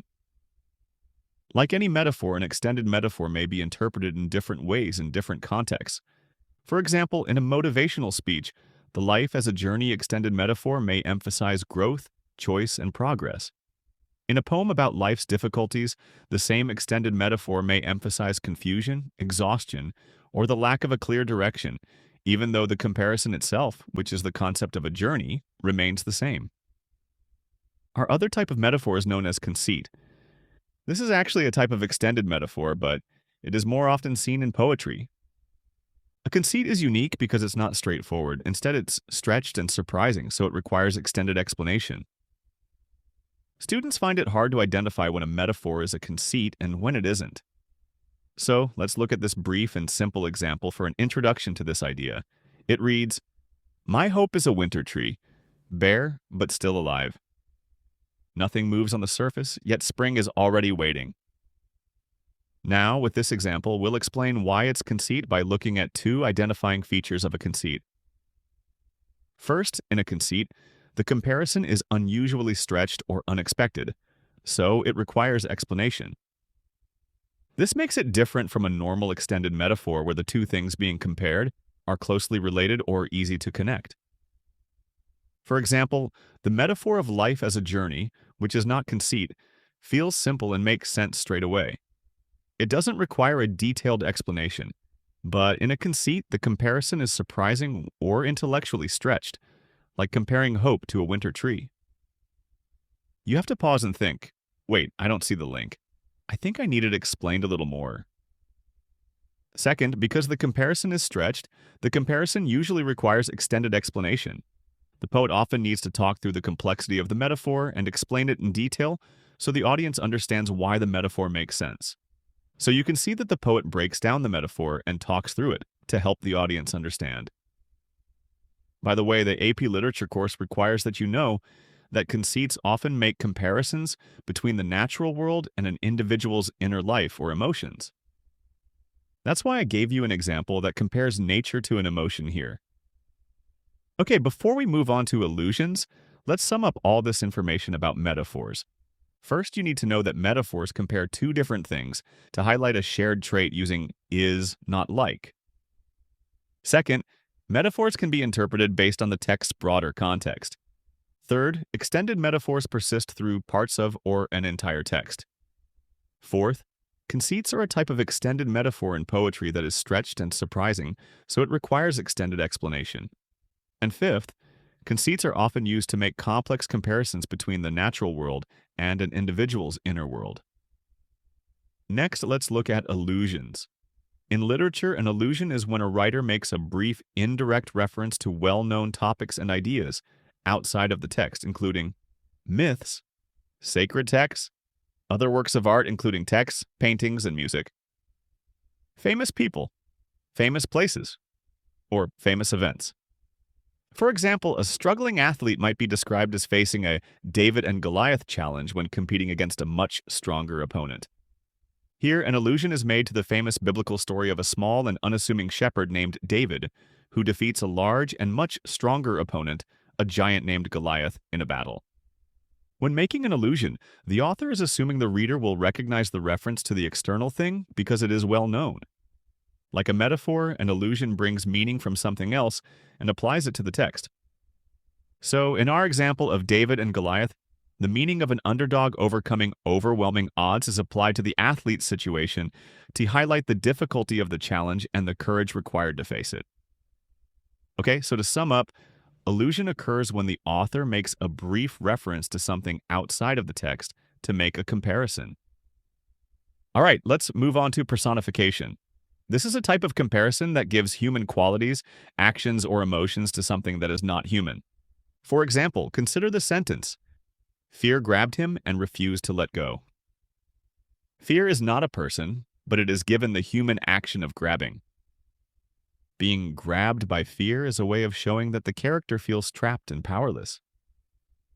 Another example is the sentence, "The sun smiled down on the quiet town." Of course, the sun cannot smile like a human, but this use of personification makes the sun appear warm, calm, and welcoming rather than threatening or harmful. Before we close out this lesson, we need to quickly discuss what happens when multiple comparisons combine. Essentially, a writer may use more than one comparison at the same time, and those comparisons can interact with each other to create deeper or more complex meaning. For example, imagine the sentence, "Fear is a shadow, but hope is a small flame." Here, there are two metaphors. The shadow suggests fear is always present and follows the narrator around, but the flame suggests hope is fragile but can force fear back. When these comparisons appear together, they affect one another. The shadow threatens to extinguish the flame, while the flame resists the darkness. The key point is this.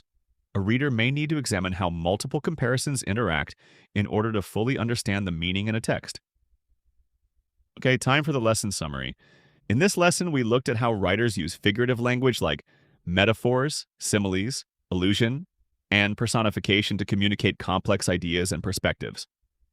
We explored how similes use like and as to transfer the traits of a comparison subject to a main subject, while metaphors use is rather than like.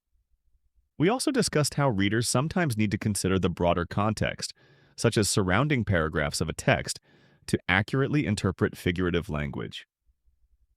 We saw that an extended metaphor is a metaphor that continues throughout a text or part of a text, and we looked at a type of extended metaphor called conceit. This is used in poetry and is a stretched and surprising metaphor, often requiring explanation by the writer. Then we explored allusion, which occurs when a writer makes a brief, indirect reference to well-known topics and ideas outside of the text. Then we looked at personification, which occurs when something that is non-human is given human traits in order to communicate an idea. And finally, we saw that sometimes multiple comparisons, such as multiple metaphors, interact to influence each other's meaning. Okay, that's it for the figurative language section of the video, so it's time for another checkpoint. Pause now to finish off this section of the AP Literature Mastery Playbook, which is linked in the description, and check your answers to all of this section's exam-style MCQ practice questions to prepare for the exam. Then when you're ready, let's dive into the final big idea in the course. The sixth big idea for the course is called literary argumentation. This big idea is all about teaching you how to develop a well-founded argument about a literary text. The key question is, can you write arguments supported by evidence that communicate your interpretation of literary texts? While this section primarily prepares you for the exam's free response questions, you can still be tested on all the content from the following two lessons in the MCQ section of the exam as well. Okay, let's dive into the first lesson titled Essay Expectations, where we'll explore what the AP Literature course and exam description requires about writing literary essays. Here we'll learn about three important parts of a literary analysis essay: the thesis statement, the body paragraphs, and the argument's line of reasoning. Your FRQ essays will also need clear and coherent communication, which we'll discuss in the next lesson. But first, let's talk about what you need to know about thesis statements. For AP Literature essays, a thesis statement must do two things: express an interpretation and be defensible. First, a thesis statement should be a statement that expresses an interpretation of a literary text. For example, in a literary essay about the Hunger Games, a thesis statement with an interpretation might be, "In the Hunger Games, the mockingjay is a symbol of freedom." Here, the writer has explained what they think a key symbol means within the text, so the statement successfully expresses an interpretation. By contrast, a thesis statement without an interpretation might be, "The mockingjay appears often in the Hunger Games." This attempt at a thesis statement doesn't actually present an insight or interpretation. It just points out an obvious fact. Second, a thesis statement must be defensible. This means that a reasonable reader could agree or disagree with the claim based on evidence from the text. So, to use our previous example, you could defend the claim that the mockingjay is a symbol of freedom by discussing how the Capitol tries to ban mockingjay imagery because it's a symbolic threat to their control. By contrast, if you decided on a statement like the following, it's indefensible. In the Hunger Games, the mockingjay is a symbol of good weather. This is not defensible because the text provides no reasonable evidence linking the mockingjay to that idea, so the claim cannot be supported through follow-up evidence. So overall, for AP Literature, you need to be able to craft a thesis statement that puts forward a clear and defensible interpretation of a text. Next, let's look at the expectations for body paragraphs of FRQ essays in AP Literature. Essentially, after providing the thesis statement in the first paragraph, a literary essay moves on to the body paragraphs that will progress the essay's argument. In the body paragraphs, each paragraph will need to present a claim supporting the thesis, then evidence that supports the claim, then commentary to link the claim and evidence to the overall thesis. So let's look at claims. A claim is an argument that supports, refines, or develops one part of the overall thesis. It answers the question, in what specific way is the thesis true? Claims are often included in the first sentence of a body paragraph, known as the paragraph's topic sentence. Let's look at an example. Imagine you are writing an essay with the following thesis. Bilbo's changing relationship with home in The Hobbit shows his growth from comfort-seeking hobbit to self-reliant adventurer. If that's the overall thesis, you might be able to make 3 claims that support the thesis. Claim 1 might be, Bilbo's strong attachment to his home at the beginning of the novel shows that he defines home as his place of safety and routine. Claim 2 might be, as Bilbo travels farther from his home in the Shire, his willingness to act independently reveals a shift in how he understands home, as comfort becomes less important than personal growth. Claim 3 might be, when Bilbo chooses to return home on his own terms, he can appreciate it as a comforting place, but it is no longer something he hides behind. Each claim adds to the overall thesis, helping to defend and uphold it. This is important. Remember, all claims should support the overall thesis. Now let's look at evidence. Every claim you make requires defense with evidence from the text. In literary essays, you will be expected to provide evidence in the middle sentences of each paragraph after making your paragraph's claim in the topic sentence. For a literary analysis essay, the evidence will be in the form of direct reference to specific events, characters, settings, literary techniques, and other elements within the text. Let's look at 3 possible examples of evidence for our essay about The Hobbit. One piece of evidence could be a discussion of a scene when Bilbo leaves his home on his quest. Another could be a discussion of Bilbo's personality traits. A third could be a discussion of a literary technique such as the use of a motif throughout the text. All 3 of these examples would be considered evidence. But remember, the evidence must directly support the claim being made. So, for example, our sample paragraph's claim is, Bilbo's strong attachment to his home at the beginning of the novel shows that he defines home as his place of safety and routine. Evidence from the text might be Bilbo's repeated descriptions of his home, called Bag End as comfortable and respectable, which show that he values predictability and order, and his initial refusal to join the dwarves because the adventure would interrupt his meals, sleep, and routines, which highlights how deeply he depends on home as a source of safety and stability. Each of these pieces of evidence comes directly from The Hobbit, and each one clearly supports the claim that, at the beginning of the novel, Bilbo defines home as a place of routine, comfort, and security, rather than excitement or growth. Before we move on from the evidence discussion, you may be wondering how many pieces of evidence you need for each claim. The AP Literature course and exam description states that evidence is sufficient when its quantity and quality provide apt support for the line of reasoning. That seems pretty vague, but here's what it means. The quality of the evidence is very important. One piece of specific and detailed evidence that shows you have clearly read the text and that clearly supports the claim is better than 5 pieces of vague evidence that make it seem you didn't really read the text. So even one piece of really good, detailed, and clear evidence in each paragraph can be a good goal.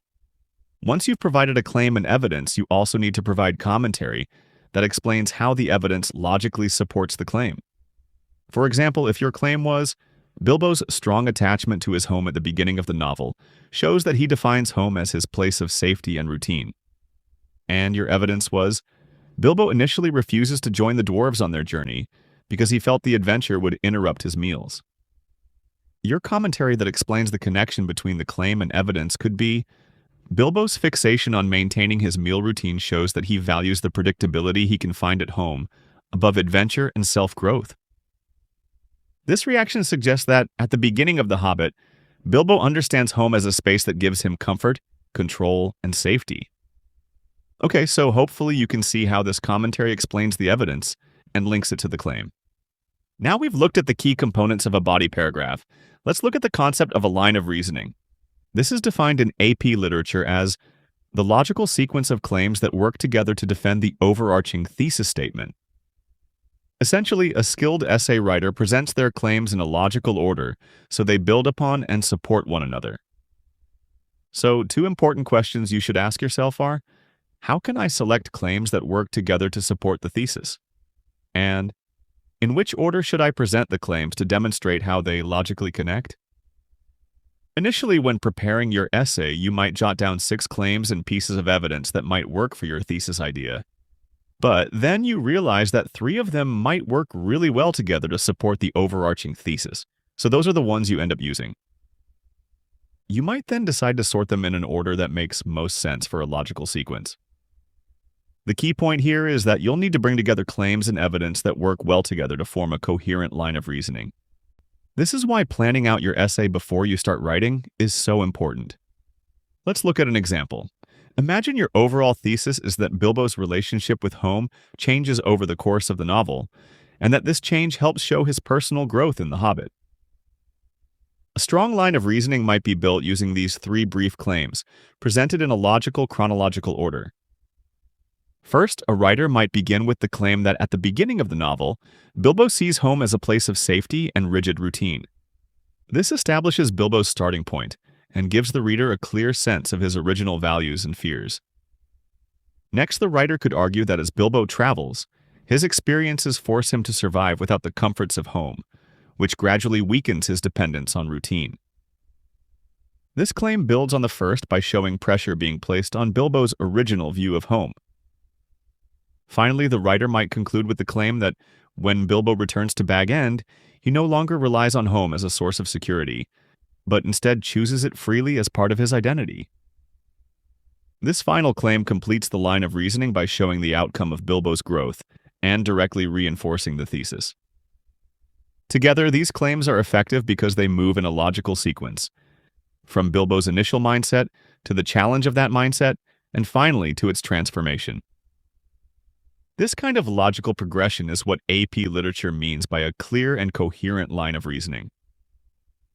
Okay, that brings us to the end of our first lesson on literary argumentation. To recap, we've established that AP literature expects that you can generate a thesis statement that makes a defensible interpretation of a text. And you can support that thesis statement with a series of claims that are backed up by evidence and commentary. Furthermore, you're expected to be able to form a logical line of reasoning, meaning the claims should support one another and be logically ordered to draw the reader through the reasoning of your essay. Okay, that's it for this lesson, so it's time for another checkpoint. Pause now to finish off this section of the AP Literature Mastery Playbook, which is linked in the description. There are no MCQ practice questions for this lesson, so when you're ready, let's dive into the final lesson of the course. In this final lesson, we'll explore additional writing expectations that you'll need to demonstrate in the free response questions. These are grammar and mechanics, clear and specific word choice, textual coherence, establishing relationships between parts of an essay, strategic selection and placement of phrases and clauses, use of punctuation, and acknowledging intellectual property. Let's start with grammar and mechanics. Grammar is the set of rules that explain how words work together to form clear sentences. If you're a native English speaker, appropriate English grammar will probably come naturally to you. But let's walk through some key features so you understand it clearly. Essentially, writers rely on grammar to clearly communicate, especially through word order, verb tense, and subject-verb agreement. First is word order. This refers to the way words are arranged in a sentence to show who is doing what. In the sentence, "The coach praised the team after the game," the word order follows a familiar pattern: subject, verb, then object. This makes the sentence easy to process. In contrast, praised after the game the team the coach disrupts normal word order, which makes the sentence harder to understand. Next is verb tense. This shows when an action happens, such as in the past, present, or future. Consider this sentence. The students complete the assignment. Here, the verb complete shows that the action is happening now or regularly. Now, consider a change in verb tense, as with the following sentence. The students completed the assignment. The past tense verb completed shows that the action already happened. Overall, choosing the correct verb tense helps readers understand the timing of events. Next is subject-verb agreement. This refers to making sure the verb matches the subject in number. For example, consider the three sentences on screen now. The first sentence reads, "The student runs to class." This is correct because the singular subject, which is student, matches the singular verb, which is runs. The second sentence reads, "The student run to class." This is incorrect because the subject is still singular, but the verb run is a plural verb form. Since there is only one student, the verb must take the singular form runs. The third sentence reads, "The students run to class." This sentence is correct because the subject students is plural, and the verb run is the correct plural verb form to match it. Overall, subject-verb agreement helps sentences sound correct and prevents confusion about who is performing the action. So, the key idea for this section is that grammar that follows established conventions of language enables clear communication. It is unlikely that you will be expected to explain why grammar is correct or incorrect in the exam, but you will be expected to generally follow the conventions of grammar in your literary essays. Now let's move on to word choice. For AP literature, you need to know that, and I'm quoting here, writers use words that enhance the clear communication of an interpretation. To put that more clearly, it simply means that you need to carefully select your words to ensure you're clear about what you're saying. For example, consider this sentence. The character feels bad about what he has done. Here, the word bad is vague and may have multiple meanings, which decreases the clarity of the text. It could mean sad, ashamed, angry, guilty, or regretful. So, if bad were replaced with guilty, the sentence would be made more clear because the word is more specific. Next, let's look at coherence. Coherence in writing refers to how clearly and logically ideas connect to one another, so the reader can easily follow the meaning. It can occur at sentence level, paragraph level, and the level of the text. At the sentence level, coherence occurs when the idea in one clause logically links to the idea in the next. Consider these two sentences on the screen now. The first sentence is incoherent because the first clause, which reads, "The character feels guilty about his actions," is unrelated to the second clause, which reads, "The setting is described in great detail." The first clause is about a character, while the second clause is about a setting. They're unrelated. By contrast, the second sentence is coherent because the first clause, which reads, "The character feels guilty about his actions," is clearly related to the second clause, which reads, "which leads him to withdraw from others." The second clause builds upon the first clause. At the paragraph level, coherence occurs when the sentences in the paragraph logically link together. It is common for students to start a paragraph talking about one thing, but they start rambling, and the paragraph ends up talking about something completely different. To avoid this, try using the paragraph structure suggested by AP Literature that we discussed in the previous lesson, which involves a topic sentence that makes a claim, follow-up sentences that present evidence that supports the claim, and then commentary that explains how the claim and evidence connect. Finally, coherence is achieved at the level of the whole text when the ideas in one paragraph logically link to the ideas in the next. We discussed this in the previous lesson when talking about lines of reasoning. The key idea is, each paragraph should build on the one before it by extending, refining, or deepening the same overall argument. There are several specific strategies for helping to achieve coherence at all three levels that you're expected to be able to use for AP Literature. Each one explicitly shows the reader how sections of a text are related to one another. These are use of transitions, repetition, synonyms, pronoun references, and parallel structure. Transitions help show how one idea is related to the next, guiding the reader through the logic of the writing. For example, consider this sentence. The character wants to remain loyal to his family. However, he ultimately chooses his own independence. In this sentence, the word however is used as a transition word to show contrast between the first and second clauses. Other transition words include therefore, because, meanwhile, similarly, and for example. Transitions can also be phrases, such as in this sentence. She fears failure. Because of this, she avoids taking risks. Here, the full phrase, because of this, acts as a transition that demonstrates a relationship between the start and end of the sentence. Other transition phrases include as a result, for this reason, in contrast to this, with this in mind, and because of this. An entire paragraph can also be transitional. For example, a writer may have two paragraphs that discuss two different key ideas. The writer may present a short paragraph between the sections that summarizes the idea just discussed, and then introduces the focus of the next section. Okay, now let's look at how repetition can demonstrate relationships between concepts. Consider this short paragraph. The character's fear prevents him from speaking the truth. This fear causes him to avoid confrontation. Because of this fear, the conflict continues to grow. Here, the word fear is repeated across the paragraph, which helps to demonstrate to the reader that each sentence continues to be about the same topic. Sometimes repetition can feel, well, repetitive. That's why you can also use synonyms to demonstrate that a text continues to focus on one topic. A synonym is a word that has the same or nearly the same meaning as another word. Consider this short paragraph. The character's fear prevents him from speaking the truth. This anxiety causes him to avoid confrontation. Because of this apprehension, the conflict continues to grow.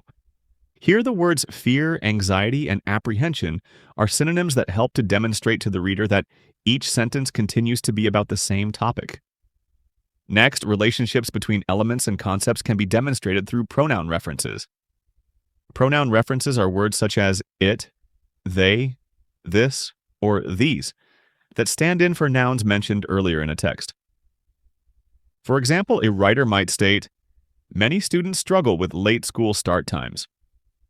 They then start the next sentence with the pronoun this to show that the second sentence is referring back to the idea in the first sentence. The second sentence reads, "This creates ongoing challenges for both learning and focus." Finally, relationships can be demonstrated through parallel structure. This refers to using the same grammatical form across related words or phrases, creating balance and rhythm in the text. For example, in a single sentence, a student might argue, "The novel explores the loss of innocence, the loss of certainty, and the loss of moral clarity." This repetition of "the loss of" for each listed idea is both rhythmically pleasing and demonstrates that all the elements are of equal importance. Another example is when clauses are balanced, such as in the sentence, "When the narrator speaks of the past, the tone is nostalgic. When the narrator turns to the present, the tone becomes detached." Again, this repeated and balanced structure is rhythmically pleasing and shows that all parts of the sentence are of equal importance. Okay, to sum up, AP Literature explicitly names 5 strategies for establishing relationships between parts of a text: transitions, repetition, synonyms, pronoun references, and parallel structure. Each one can be used to help organize ideas and show readers logical relationships between elements of a text. For AP Literature, you're also required to understand how strategic placement of phrases and clauses can help convey meaning. You need to understand the difference between subordination and coordination. Here's the difference. Subordination signals that one piece of information in a sentence is less important than another. Coordination signals that all pieces of information in a sentence are of equal importance. Let's look at how subordination works. An example is, the policy increased efficiency, although it reduced worker protections. In this sentence, the key focus is on the policy's increase in efficiency. The word although in this sentence is a subordinating conjunction, which reduces the clause after it, which is, it reduced worker protections, and treats it as less important background information. This helps demonstrate that the author cares more about increased efficiency and cares less about worker protection. Other subordinating conjunctions include words like since, while, and after, who, which, that, where, when, and why, among many others. Alternatively, coordination refers to sentences that place both ideas as equally important. Consider the sentence, "The policy increased efficiency and reduced worker protections." Here, equality between clauses is established because it uses the coordinating conjunction and. This helps to demonstrate that the author cares about worker protections just as much as increased efficiency. Coordinating conjunctions are remembered by the acronym FANBOYS. They are for, and, nor, but, or, yet, and so. Next, we need to look at how punctuation can help convey relationships between and among parts of a sentence. Punctuation includes question marks, exclamation marks, commas, semicolons, and colons. Each of these types of punctuation can be used to shape meaning. Here's an example. Why does the character return home? In this example, the question mark is used to signal that the sentence is a question, positioning the idea as something unresolved. Here's another example. the character finally returns home. In this example, the exclamation mark demonstrates excitement and highlights that this is an important development. Finally, you're expected to know how to acknowledge your sources when writing an essay. Every time you use quotes, ideas, and images you got from someone else, you need to acknowledge where you got them from. 3 ways this is achieved are through attribution, citation, and referencing. Attribution means naming the source directly in a sentence. For example, this sentence attributes J.R.R. Tolkien, the author of The Hobbit, in an essay about The Hobbit.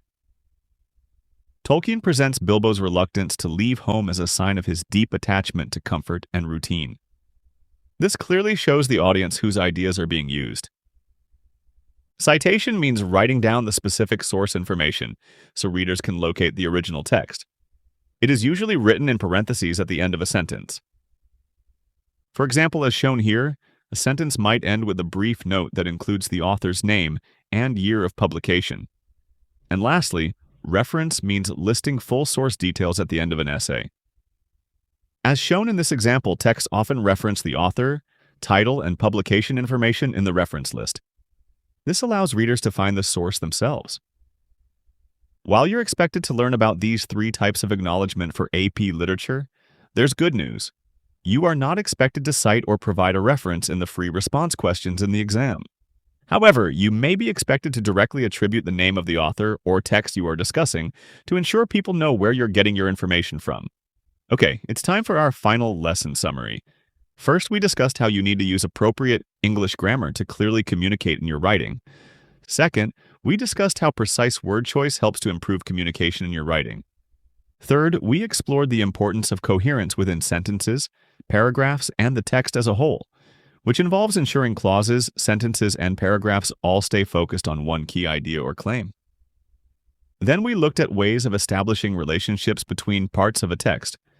AP literature requires you are proficient in using transitions, repetition, synonyms, parallel structure, and pronoun references.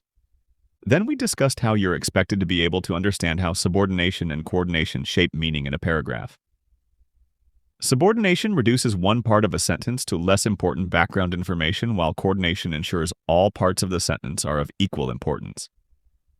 Then we explored how punctuation can shape meaning in a sentence, especially through the use of exclamation and question marks. And finally, we established that writers need to acknowledge their sources through attribution, citation, or reference. But the key type of acknowledgement required in the exam will be simple attribution. Okay, that brings us to the end of the course. Don't forget to get your AP Literature and MCQ Mastery Playbooks linked in the description to make sure you're fully prepared for the exam. And good luck on exam day.